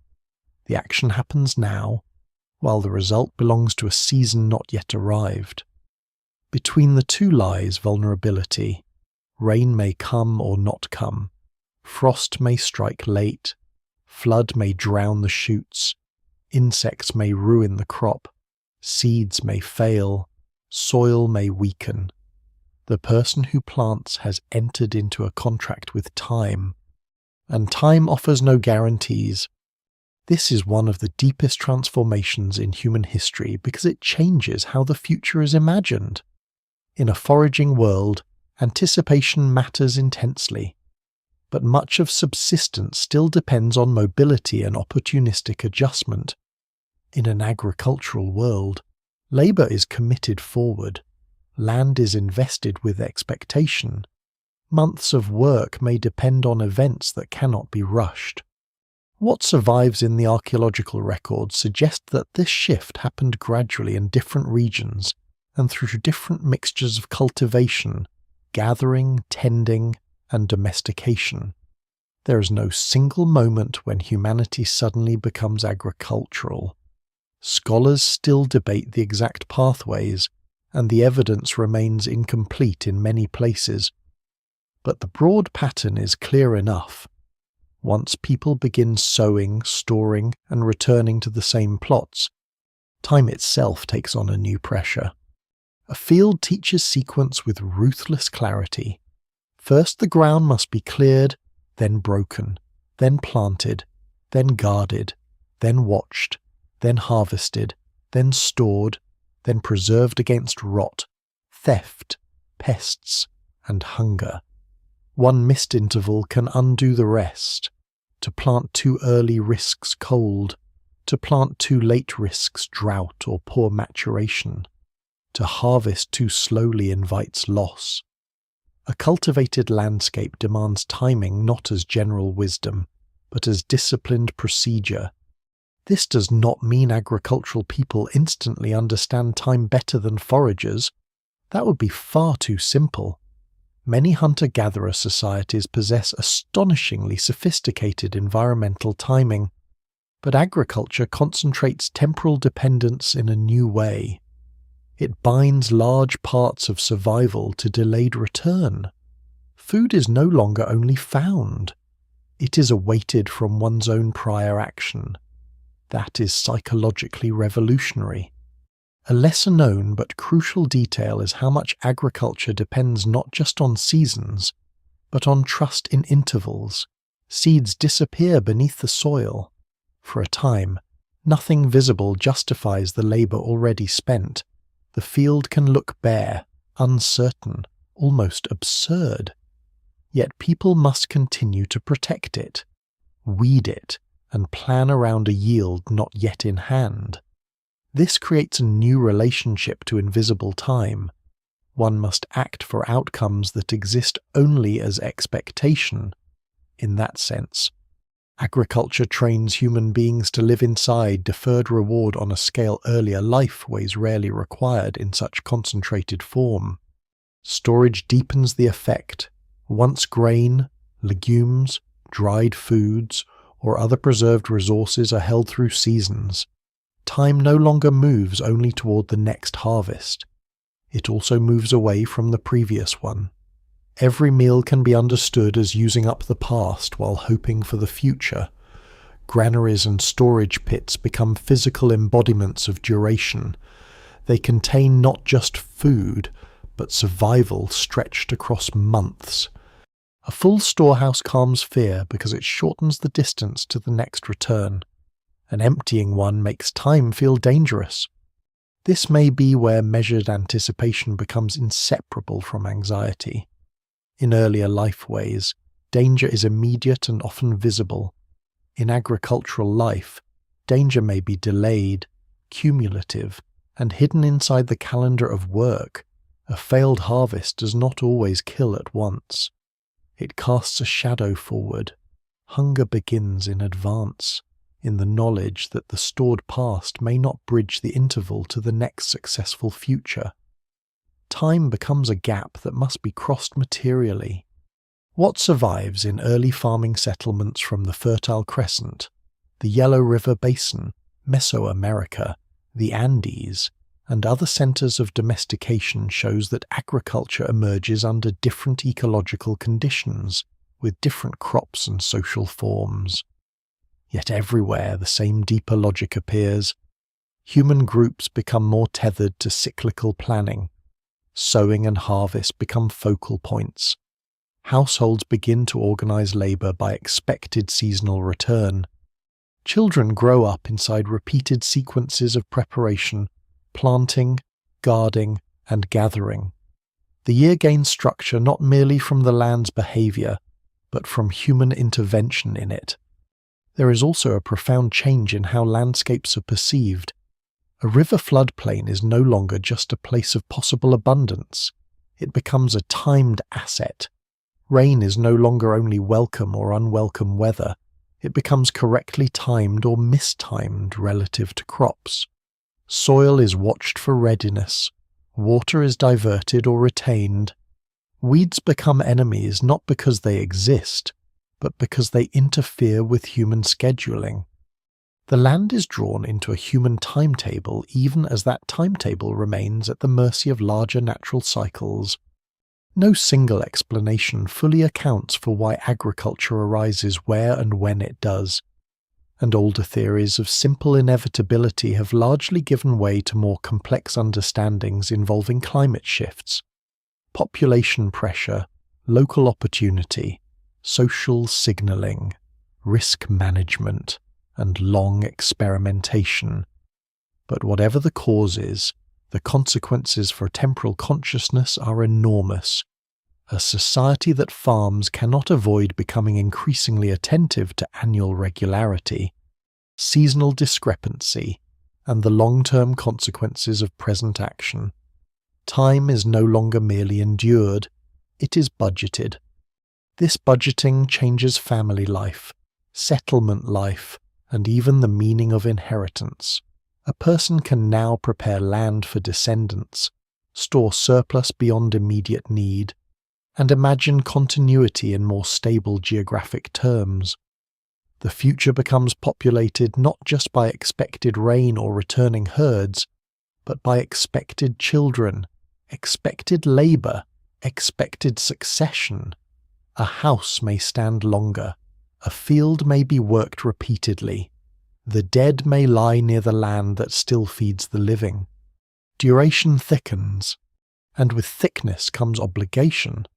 If seeds must go in before the rains, then work cannot simply wait on mood or improvisation. People must coordinate effort. They must remember the right moment. They must compel themselves and others to act before necessity is visible in full. This may be one of the first great expansions of social discipline built directly on time. The future harvest demands obedience in the present. The emotional landscape shifts with it. Hope and fear become seasonal companions. A green shoot emerging after planting is not merely a natural pleasure, it is relief. A storm at the wrong moment is not only weather, it is a threat to months of labor. An early harvest is jubilation mixed with calculation. How much is eaten now? How much saved? How much reserved for seed? Human beings begin living inside layered time all at once, the memory of the last harvest, the pressure of present labor, and the uncertainty of the next. Scholars still debate how quickly this transformed cognition itself. Did farming create a more future-oriented mind, or did already future-oriented social and symbolic capacities make farming possible? The answer is probably both, in different degrees and places. What survives in the record suggests feedback rather than a single cause. The more people farm, the more they organize around deferred outcomes. The more they organize around deferred outcomes, the more essential accurate seasonal structure becomes. By now, the long education of humanity has reached a new intensity. The body first teaches rhythm. Death teaches that a life moves one way. Fire holds open the night. The moon offers a visible cycle. Marks preserve sequence. The land teaches return through seasons. Tradition carries those returns across generations. Monuments tie recurrence to place. And now the seed, buried in expectation, teaches perhaps the hardest lesson of all, that humans can act in the present for a future they cannot see, and must then wait for time to decide whether they judge the world correctly. That waiting will reshape everything, because once food, labour, and settlement depend on recurrent prediction, the people who claim to know the right times begin to matter more than ever. Once survival depends on getting the timing right, time stops being merely a pattern and starts becoming a system. The seed has to go in before the rains, the canals have to be cleared before the flood, the animals have to be moved before the pasture is exhausted. The stores have to be sealed before damp and vermin take them, and the people have to be told when all of this is expected to happen. In that world, anyone who can claim reliable knowledge of the proper moment acquires something close to power, not always by force at first, and not always through deception, but through a deeper and quieter mechanism coordination. The larger and more settled a society becomes, the less it can survive on instinct alone. It needs shared timing, and shared timing almost always drifts toward authority. This is one of the great turning points in human history because it marks the moment when time begins to leave the landscape and enter institutions. It is still tied to sky, season, river, and harvest. Of course. No ruler can command the solstice or order the flood to arrive, but rulers, priests, elders, and administrators can increasingly claim the right to interpret those events, announce them, prepare for them, and organize labor around them. Time becomes something mediated. Not everyone watches the same signs directly anymore. Some people watch on behalf of others. What survives in the early histories of river valley civilizations makes this shift especially visible. In ancient Egypt, the annual inundation of the Nile shaped life so thoroughly that seasonal regularity became foundational to state order. The river's rise did not simply water the fields, it structured taxation, agricultural labour, storage, religious ritual, and royal legitimacy. Priests and officials tracked celestial events, seasonal changes, and flood behaviour not out of pure curiosity, but because an entire society depended on knowing when the next phase of the cycle had begun. In Mesopotamia, where river systems were less forgiving and more erratic than the Nile, the need for coordinated irrigation and agricultural timing pushed communities toward administration of a different kind, one in which timing, measurement, and recorded obligation were tightly bound together.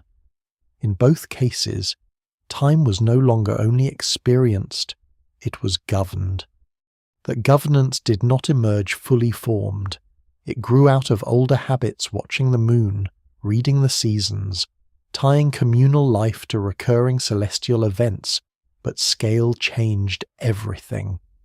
A small community can preserve timing through custom. A city cannot rely on custom alone. Once thousands of people depend on harvest cycles, canal schedules, labour drafts, market exchange, and ritual observances. The right moment has to be more formally declared. Time begins to harden into calendar. A calendar, even in its early and imperfect forms, is one of the most powerful political inventions ever created. It does more than mark days. It tells people when debts are due, when offerings are required, when work begins, when festivals interrupt ordinary labour, when kings renew legitimacy, when fields are planted, when armies move, and when taxes can be demanded from a population whose crops should now be ready. That is why early calendars are never merely practical tools. They are social frameworks. They tell a community not only what time it is, but what kind of action time now requires. Scholars still debate how precise early calendar systems were in their earliest phases, and how widely the underlying knowledge was shared. The evidence remains incomplete, and many reconstructions depend on later records projected backward into earlier periods. No single explanation fully accounts for the different blends of solar, lunar, and seasonal reckoning developed across early societies.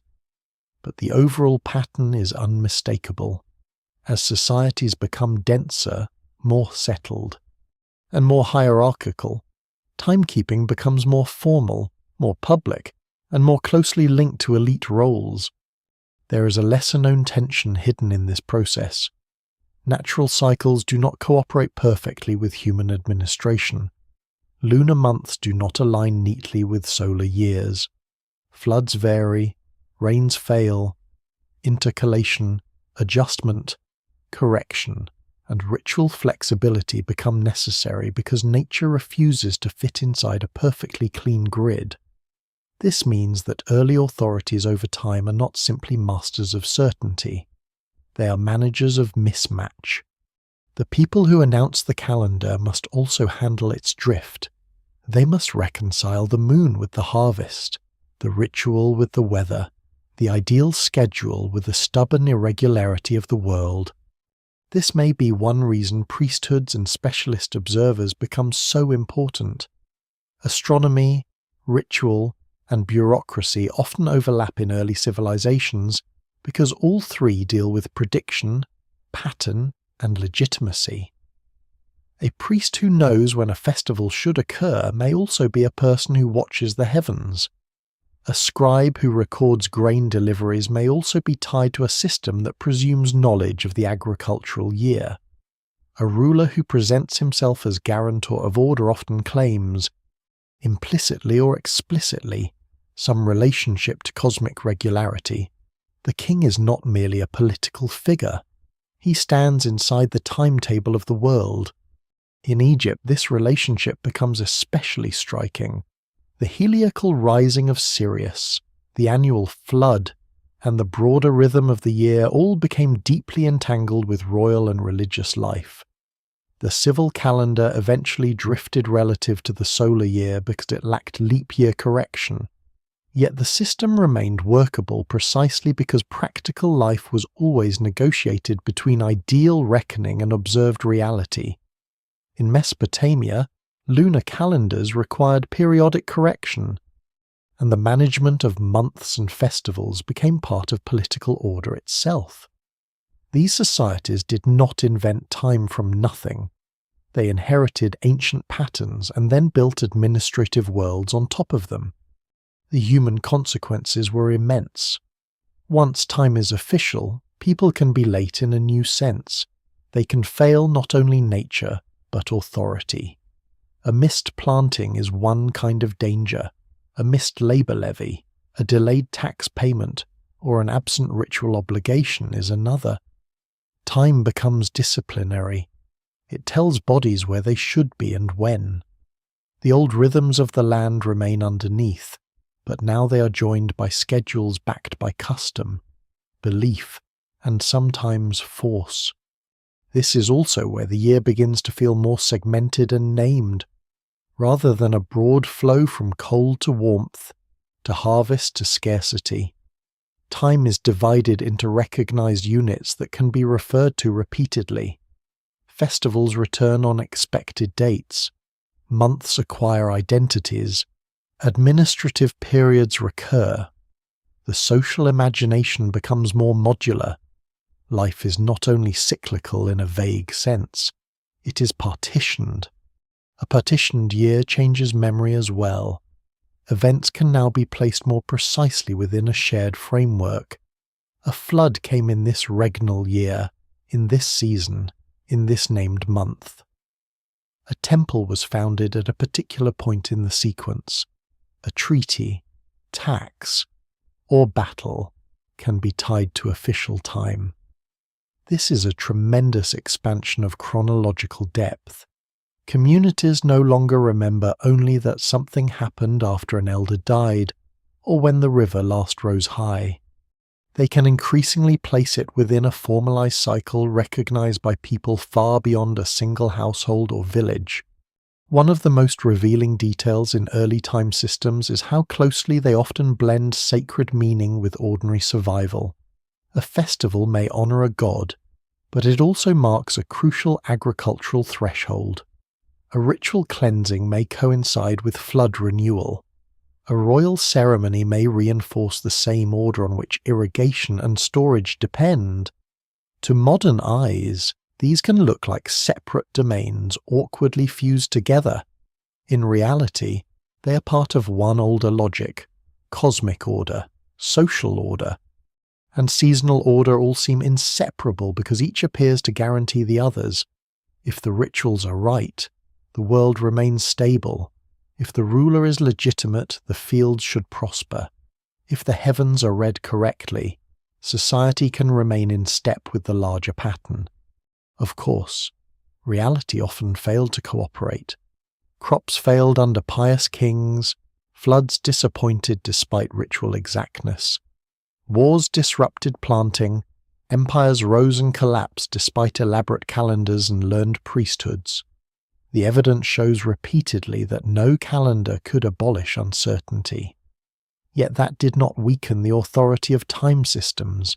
If anything, it often strengthened the need for them. Disorder in nature could be interpreted as a sign that human order had also frayed. More ritual, more correction, more administration, more observation, these became answers to instability. By now, time has moved far from its earlier silent presence in the lengthening shadow. It has become a tool of coordination, belief, labor, and rule. Human beings do not simply watch the sky together. They are told when the sky matters. They do not simply know when to sow. They are integrated into systems that make sowing part of a wider social machine. The authority to declare the right moment becomes one of civilization's quiet foundations. And yet even this is not the final transformation. A ruler can proclaim a month, a priest can announce a festival, a scribe can record deliveries by season. But as long as these things remain tied mainly to recurring cycles, the past still risks dissolving into repetition. Something more is needed to preserve not just when the harvest comes, but what happened in a particular year, under a particular king, to particular people. Time has become organized. It is about to become historical. The moment time can be written down, it changes again. For most of human existence, the past survives only if someone remembers it, repeats it, performs it, or ties it to a place that outlasts the living. Even when societies develop calendars, rituals, and official systems for organizing labor, much of what happens still vanishes quickly into the general cycle. Flood follows flood, harvest follows harvest. A ruler reigns, dies, and may be folded into lineage and ceremony unless something more durable interrupts the blur. Writing is that interruption. It does not merely preserve words. It preserves sequence with a precision memory alone rarely sustains. And once sequence can be fixed in text, human beings do not just live through time, they begin to store it. This is one of the most radical shifts in the human relationship to the past, because writing makes events detachable from living witnesses. A person no longer has to hear directly from someone who was there. A scribe can set down an account. A tablet can survive its maker. A monument can announce not just that a king existed, but in which year of his reign a battle was fought, a temple dedicated, a canal opened, a tax assessed, a grain shortage endured. Time ceases to rely entirely on human breath. It enters objects designed to outlast memory. What survives from the earliest writing systems makes this transformation especially clear. In Mesopotamia, the first writing emerges not as literature or philosophy, but largely through administration grain, livestock, labour, rations, storage, transaction. That fact is deeply revealing. Human beings do not first write because they want to reflect poetically on time. They write because complexity overwhelms memory.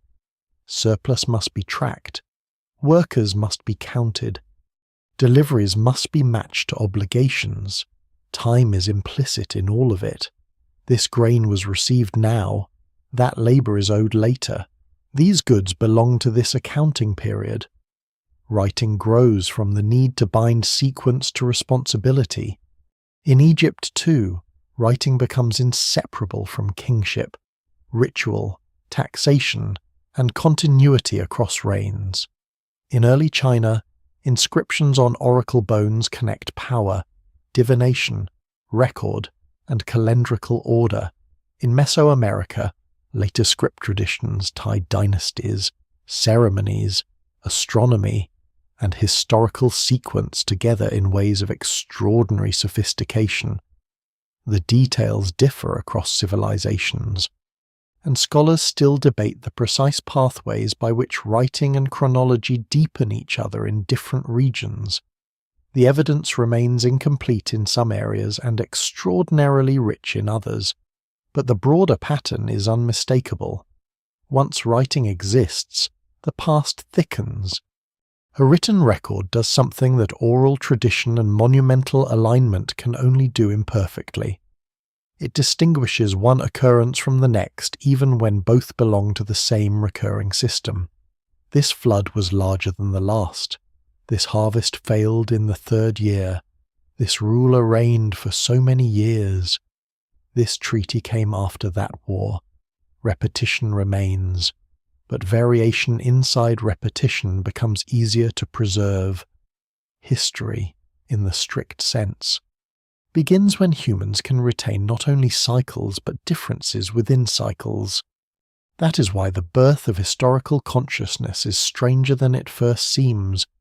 It is not merely the awareness that the past existed. Humans have long possessed that. It is the growing ability to order the past in a durable sequence of unique events. A battle is no longer just something like the old battles remembered in song. It is tied to a specific date or regnal year. A famine is not merely part of the recurring danger of scarcity. It is attached to a particular set of seasons, rulers, and consequences. Time begins to accumulate distinct layers instead of endlessly folding back into itself. There is a lesser-known irony here. The earliest written records are often dry, narrow, and deeply practical. Lists of goods, tallies of labourers, receipts, tribute, boundary marks, administrative formulas repeated over and over. Yet hidden inside those dry records is one of the most important revolutions in the human mind. The list is historical even when it does not mean to be. It says that this thing happened in this order, under these conditions, and that someone believed it worth fixing beyond memory. Bureaucracy, however dull it may appear, becomes one of the engines of historical time. The implications spread quickly. Once rulers can date decrees, they can imagine their reigns as ordered sequences. Once temples record offerings over time, institutions begin to experience themselves as continuous entities persisting across generations. Once merchants track obligations and deliveries, The future can be planned in relation to accumulated past transactions. Once chronicles begin to emerge, whether royal, civic, priestly, or later scholarly, the past becomes something that can be compared, contested, and interpreted. No single explanation fully accounts for how writing altered cognition. Scholars still debate whether literacy itself transformed mental habits dramatically, or whether most early changes remained concentrated among scribal elites. The evidence suggests caution. For long stretches of history, only small groups could read or write, and oral culture remained dominant even in literate civilizations. But elite control over writing still mattered enormously, because elites often controlled the official shape of time. They decided what was recorded, what was omitted, which regnal year counted, which event deserved inscription, which lineage was made continuous and which was allowed to fade. That selectivity introduces another major consequence. Written time is powerful, but it is not neutral.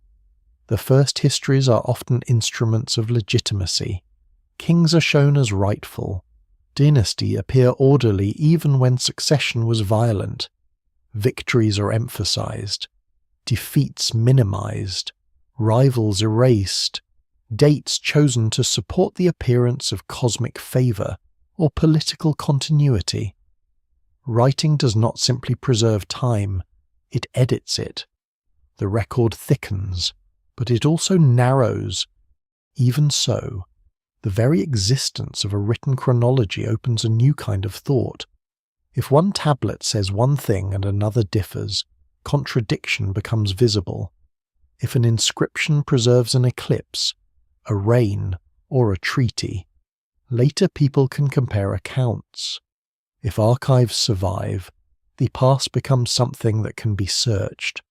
This may be one of the earliest beginnings of critical history, though it arrives slowly and unevenly. Time is no longer only what one inherits. It becomes something one can investigate. There is also a profound emotional change in written civilization. The dead can now speak more insistently, or seem to. A name scratched into stone resists oblivion in a way memory alone cannot.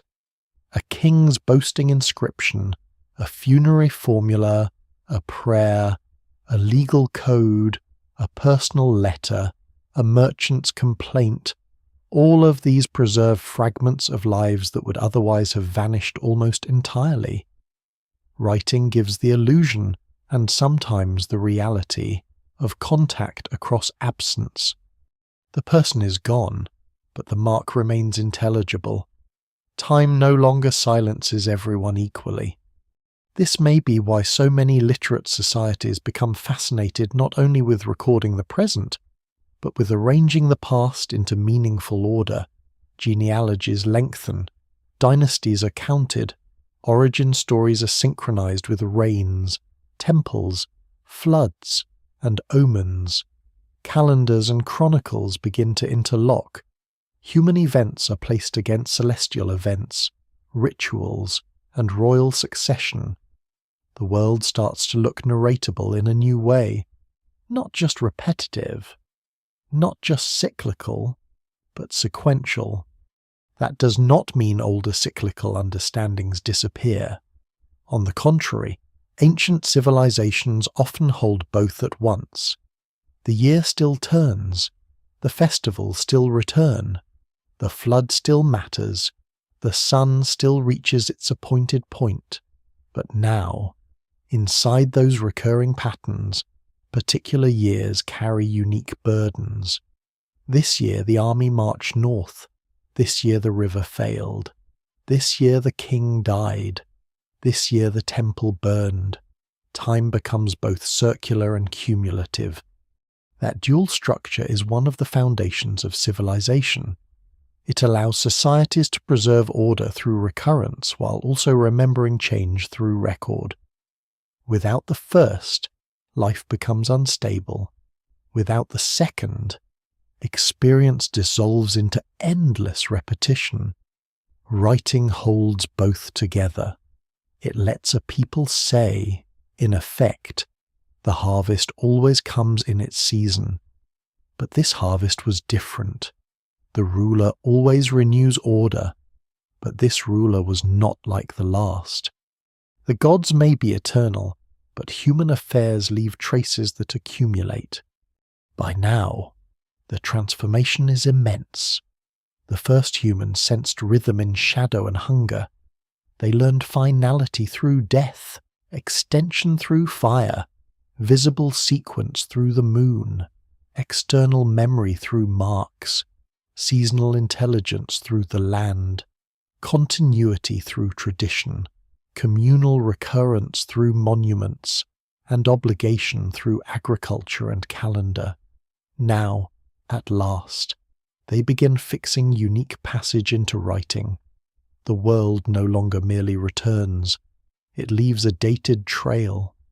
And once that trail exists, another question presses forward with unusual force. If humans can track time this precisely, preserve it, regulate it, and build civilizations around it, did the act of measuring time begin to change human minds themselves? It is tempting to imagine that time was always present in the human mind exactly as it is now, waiting only for better tools to express it. But the deeper this story goes, the less certain that becomes. Rhythm is ancient, waiting is ancient, memory is ancient. So are grief, anticipation, and the reading of seasons. Yet there is a difference between living within repeated change and consciously dividing life into measured units, storing those units outside the self, aligning them with authority, and preserving them across generations in writing. Somewhere along that long path, humans may not only have understood time more clearly, they may have begun to think differently because of it. Scholars still debate this intensely. The evidence remains incomplete, not least because minds do not fossilize. Archaeology can reveal burials, marks, monuments, seeds, tablets, and calendars, but it cannot directly show what it felt like when an ancient person imagined tomorrow or remembered childhood. No single explanation fully accounts for how temporal awareness reshaped cognition, and modern people must be careful not to assume that earlier humans were somehow mentally lesser until clocks and chronicles arrived. They were not. Paleolithic people could plan, infer, remember, teach, and adapt with extraordinary sophistication. The question is subtler than that. It is not whether they possessed intelligence. It is whether increasingly formal systems of time changed the structure of attention, selfhood, and social expectation in cumulative ways. One plausible answer is that they did, but gradually and unevenly. A person in a highly mobile foraging society, living by seasonal knowledge and collective memory, may have possessed a deep awareness of recurrence, without needing to imagine life as partitioned into abstract units. The future would still matter immensely, but it might appear more as approaching conditions than as numbered intervals. By contrast, a person living in a state society governed by named months, tax deadlines, ritual schedules, regnal years, and stored written record inhabits a denser temporal grid. The day is no longer only light and dark, it belongs to obligations. The year is no longer only the broad turn of seasons, it is segmented, anticipated, compared, and judged. That difference may sound administrative, but it cuts inward. Once time becomes measured and publicly structured, the self can be measured against it. A worker may fail to deliver on time. A debtor may owe by a certain date. A priest may conduct ritual at the proper moment or at the wrong one. A ruler may claim legitimacy through the orderly passage of regnal years. A child may be counted in years rather than simply recognized as older. Age itself becomes more exact. And with exactness comes new forms of identity. One is not merely grown or not grown, elder or young. One is this many seasons, this many years, this many intervals from birth or accession or mourning. There is a lesser known but revealing consequence in the history of law and administration. Once time can be measured formally, delay becomes visible in a new way. Waiting is no longer simply a natural part of life. It can become lateness. Obligation is no longer just eventual. It can be overdue. This is not a trivial shift. It means that temporal structure can create moral judgment. A person can be accused not only of doing the wrong thing, but of doing the right thing at the wrong time, or not doing it soon enough. Measured time becomes a field of discipline. This may help explain why many complex societies generate both stronger planning capacities and stronger anxieties. To live inside a system of recorded and scheduled time is to be more future conscious, but also more vulnerable to imagined failure before failure arrives. The harvest is months away, but labour must begin now. The festival is not yet here, but preparations must already be underway. The tax collection date is approaching. The contract matures. The canal must be cleared before the flood. Much of civilized life becomes shaped by action taken in response to not yet conditions. The mind learns to live ahead of itself. That capacity is powerful. It allows enormous coordination. It supports architecture, trade, law, long-distance exchange, bureaucratic continuity, and scientific observation. But it may also deepen self-consciousness in unexpected ways. Once lives can be placed inside calendars and records, people can compare their present selves to their past selves more sharply. They can think in terms of stages, anniversaries, durations, elapsed years. Memory gains chronology. Regret can lengthen. Ambition can be scheduled. A person begins to inhabit biography. What survives in the written record suggests that ancient peoples often possessed a striking awareness of aging, succession, and historical depth. Kings boasted of restoring what earlier kings had built. Scribes copied texts from past generations. Tomb inscriptions pleaded for remembrance across the future. Genealogies linked the living to the dead through counted descent. These habits suggest more than administration. They suggest a growing temporal self-consciousness, a sense that one's life exists within layered sequences that can be named and preserved. And yet it would be a mistake to imagine a clean break between timeless ancient minds and time-conscious later ones. Humans likely move through overlapping modes all along. Even in highly organized states, farmers still read the sky. Mourners still experience loss as rupture rather than date, and ordinary people still live much of life through felt rhythms of labour, weather, hunger, desire, and fatigue. The old body time never disappears. Neither does the older cyclical sense rooted in season and return. What changes is that these older modes become overlaid by more formal and cumulative ones. A civilization does not replace lived time, it stratifies it. This layered condition may be one reason human thought becomes capable of such strange temporal scales. A person can worry about tomorrow's work, prepare for next year's flood, recall the reign of a previous king, honor an ancestor long dead, and imagine a cosmic order that renews beyond any individual lifespan. That is a remarkable mental expansion. Time is no longer one thing. It becomes a stack of durations, some intimate, some institutional, some sacred, some geological, all pressing into one another. Some cognitive historians and anthropologists have suggested that formal timekeeping may encourage more linear notions of causality and progress, while others warn that this can be overstated or distorted by modern assumptions. Many ancient societies with precise calendars still thought cyclically in profound ways.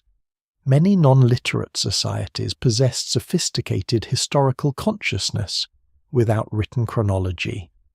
The contrast between cyclical and linear time, while useful up to a point, can oversimplify what people actually lived. The evidence suggests mixture more than replacement.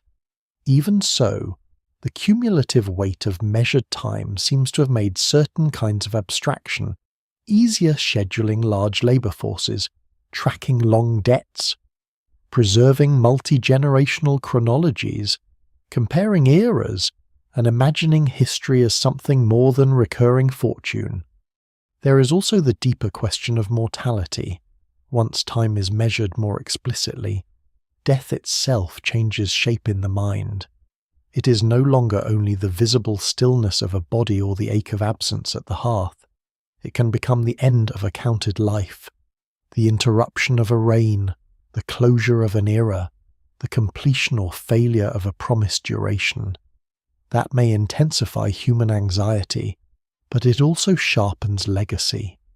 A name with years attached to it is different from a memory tied only to feeling or place. The dead become locatable inside chronology. Perhaps that is why so many ancient texts, from many cultures, return obsessively to the same tension: everything is measured, and yet nothing stays. Kings record their victories against forgetting. Tombs invoke permanence in the face of decay. Priests mark sacred cycles that outlast individual lives. Administrators count grain while empires strain.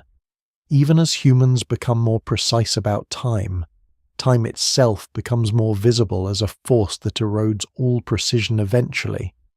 That may be the final irony of this long transformation. The more humans learn to measure time, the less mysterious it becomes in one sense and the more haunting it becomes in another. It can be divided, named, recorded, and organized. But those very acts reveal how much is being lost with every division. The calendar clarifies passage, but it also proves passage. A written date saves an event from total oblivion, but it also seals it in the past. By now, the human mind is living in a world very different from the one that first noticed a moving shadow on stone. Time is no longer only the felt rhythm of the body or the return of light and dark. It is an atmosphere of expectation, obligation, memory, and comparison. It lives in law, debt, ritual, aging, work, history, and the self's idea of its own continuity. Humans did not merely discover time and leave unchanged. Over countless generations, they built themselves inside it.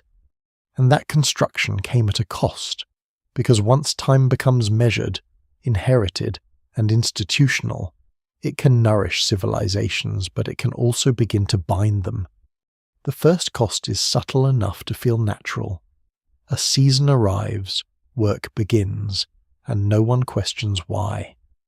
The river rises, the canal must be cleared, the seed must be sown, the storehouse must be measured, the offering must be prepared, the levy must be gathered, the monument must be visited, the tax must be paid.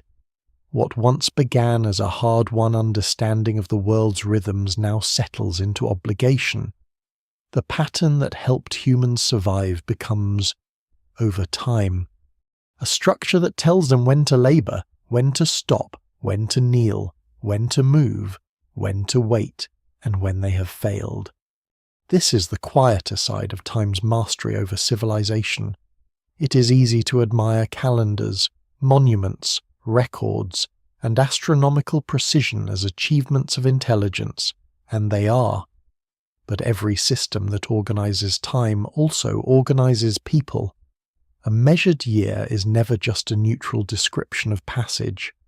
It is a framework within which lives are sorted. Once the right moment is publicly declared, someone must obey it.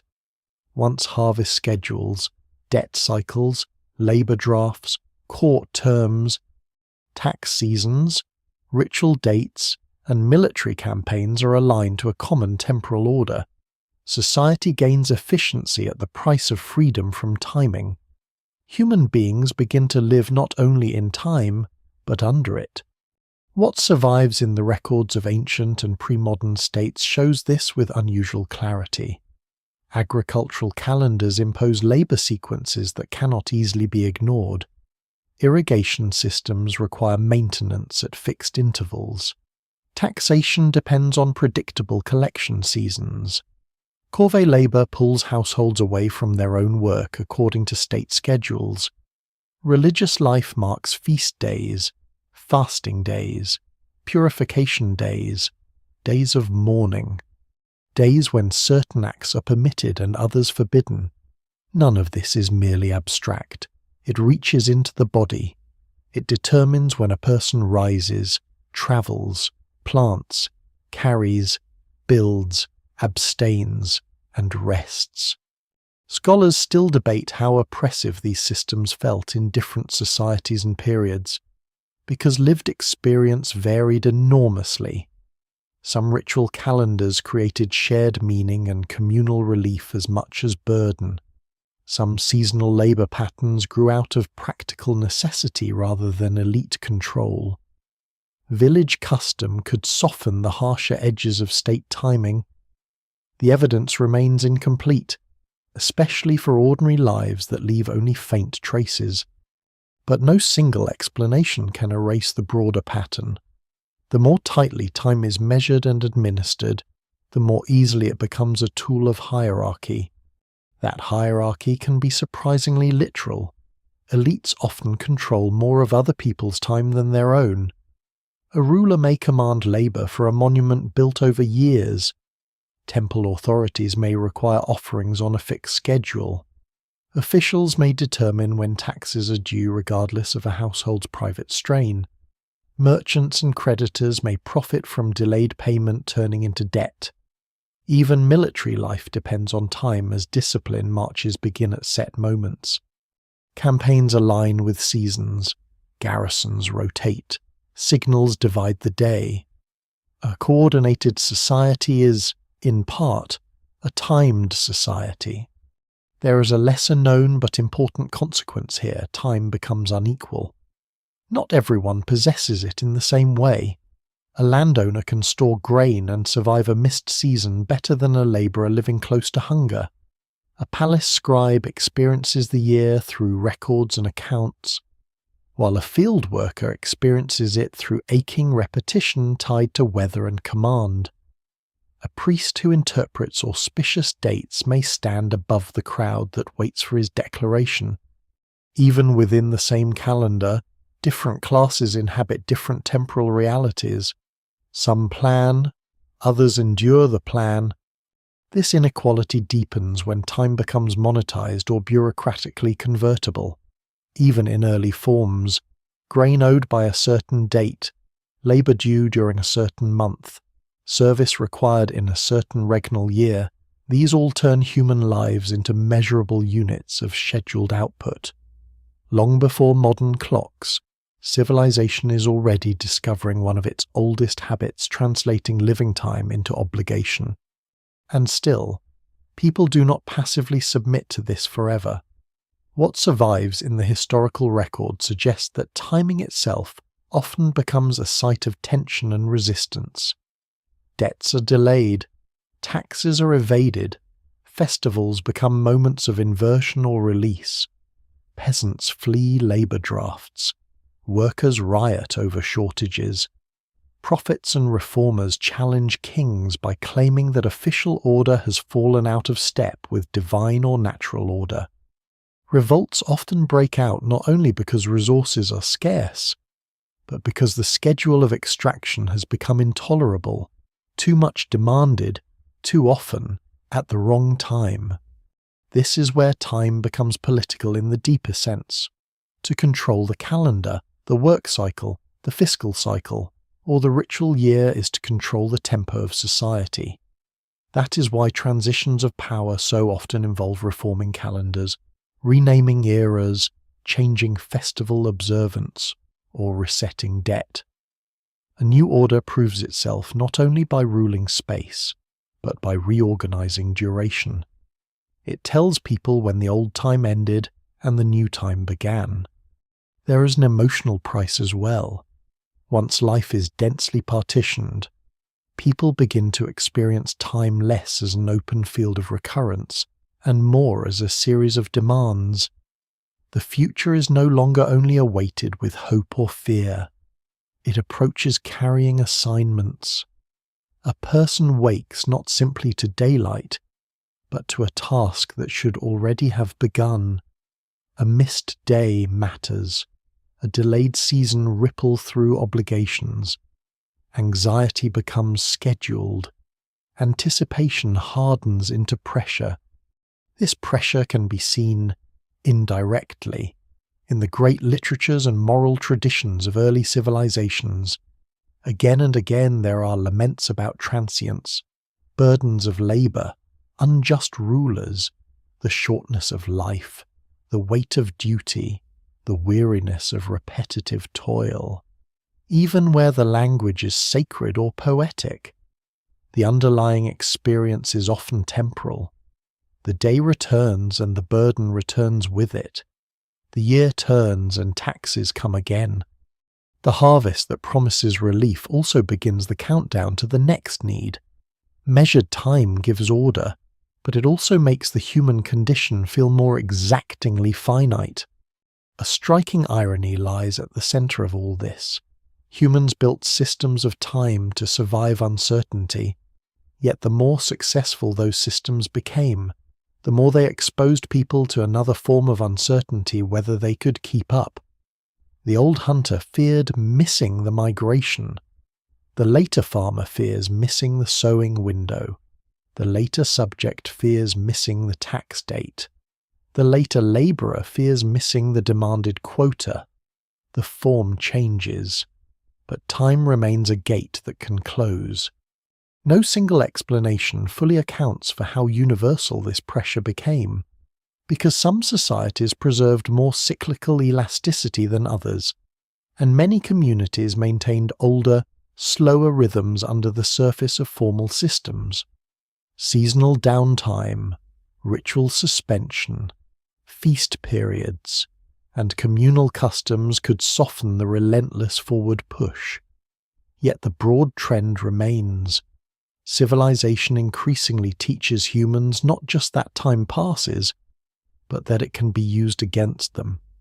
And perhaps that is why so many people across history have turned, again and again, to practices meant to step outside ordinary time: festival, prayer, mourning, pilgrimage, intoxication, storytelling, music, sleep, contemplation, dream, and sacred rest all create brief ruptures in the scheduled flow. They offer a return, however temporary, to a different kind of duration, one closer to the older rhythms of the body, the fire, the moon, the remembered dead. Even the most administratively ordered societies never fully erase those deeper layers. They continue beneath the calendar like older rivers under paved ground. By now, the ancient realization has reached its hardest form. Humans first learned time through repetition, then through loss, then through pattern, memory, monument, agriculture, and record. In the process, they gained foresight, coordination, history, and civilization itself. But they also create deadlines, obligations, hierarchies, and the quiet strain of being measured. The same insight that lets a society plant before the rains also lets an authority demand labor before dawn. The same calendar that preserves communal rhythm can also become an instrument that sorts the obedient from the failing. Time, once discovered, does not remain a mystery at the edge of human life. It moves inward until it becomes one of the main materials from which power is made. And yet, for all that weight, the older truth has never vanished. Beneath every schedule and every command, the deeper rhythms still remain light and darkness, growth and decay, birth and death. the body aging in one direction while the world continues to turn. Civilization can divide time, name it, and burden it, but it cannot finally own it. And still, after all the counting, carving, planting, aligning, recording, ruling, and obeying, the original revelation remains strangely close to where it began. A shadow lengthens, a face ages, a child becomes the one carrying wood, a body is laid in the ground, the season returns, but not to the same people. For all the systems humans build around duration, time is never fully captured by them. It is only approached from different angles, first as rhythm, then as loss, then as recurrence in the sky, as memory in the land, as marks in the hand, as monument, seed, calendar, archive, and law. The deeper story is not that humans conquered time, it is that they learned, very slowly, that everything they are must unfold inside it. That may be the real moment humans understood time, not when they first saw the sun return, or first watched the moon change, or first cut a notch into bone. Though all of those were steps along the way, it may have arrived when enough of these experiences converged to make one larger truth impossible to ignore. The world repeats, but human lives do not. And yet humans can remember, predict, mark, and organize enough of that repetition to build continuity against disappearance. Civilization itself grows from that tension. What survives across archaeology, anthropology, and history suggests that no single invention created temporal consciousness. There was no sudden dawn in which one brilliant ancestor woke with a clock inside the mind. Instead, there was accumulation. Bodies felt recurrence. Death made absence permanent. Fire extended social duration into the dark. The moon offered visible sequence. Marks preserved order outside memory. Landscapes taught seasonal anticipation.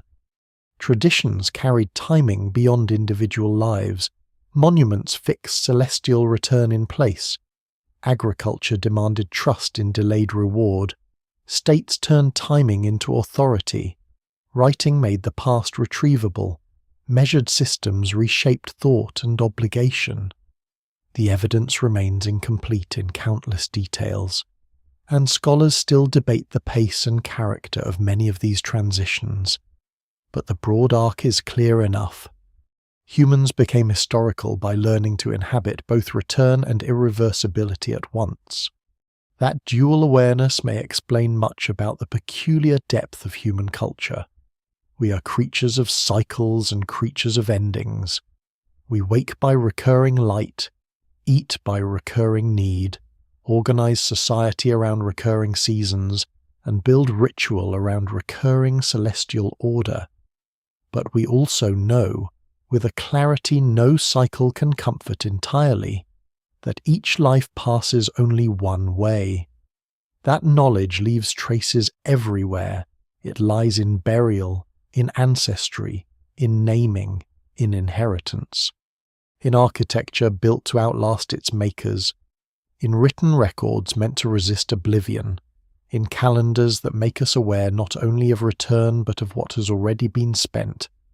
A lesser known but profound feature of this history is how often time becomes visible only when something fails. A flood does not come. A migration is late. The moon and season drift apart. The crop withers. The king's promised order breaks. The archive shows that things were once otherwise.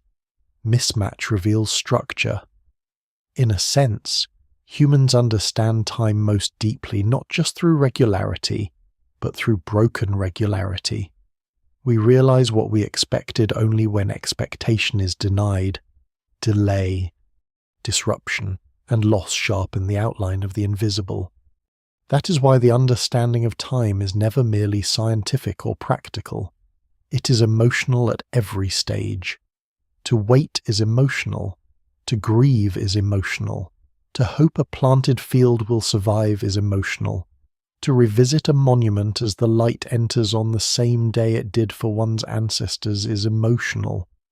To read a name from centuries ago and feel a dead person leaning faintly against the present is emotional.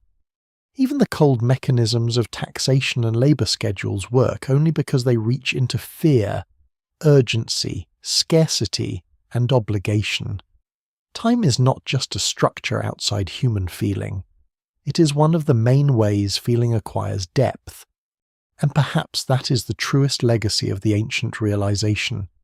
Once humans understand time, they do not simply become better planners. They become beings haunted by continuity. They can imagine futures that may never arrive. They can preserve pasts they will never personally see. They can fear the next season and mourn one that has already vanished. They can build monuments for light, bury their dead with care, and name their children after those who are gone. They can live in more than one moment at once. The modern world often pretends that time is a neutral grid of hours and dates, a universal measure ticking cleanly forward. But beneath that abstraction, the old layers are still there. We still feel the body's rhythm under the schedule. We still experience death as a rupture no calendar can smooth. We still look for meaning in returning days, anniversaries, and remembered places. We still build archives against forgetting and rituals against chaos. We still organize ourselves around harvests of different kinds: money, status, success, survival, while fearing that the future we prepared for may not come as expected. In that sense, the first human understanding of time never ended. It only became more crowded. What survives from the deep past is fragmentary. But the fragments point in one direction. Human beings did not discover time as they discovered fire or writing, as a discrete tool that could simply be picked up and used. They discovered themselves as temporal creatures.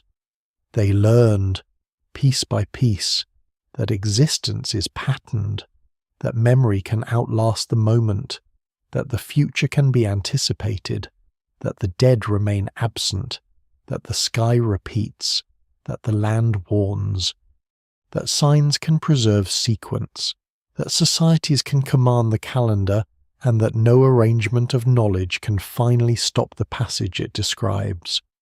So the moment humans understood time is not a single scene, but a long awakening stretched across tens of thousands of years.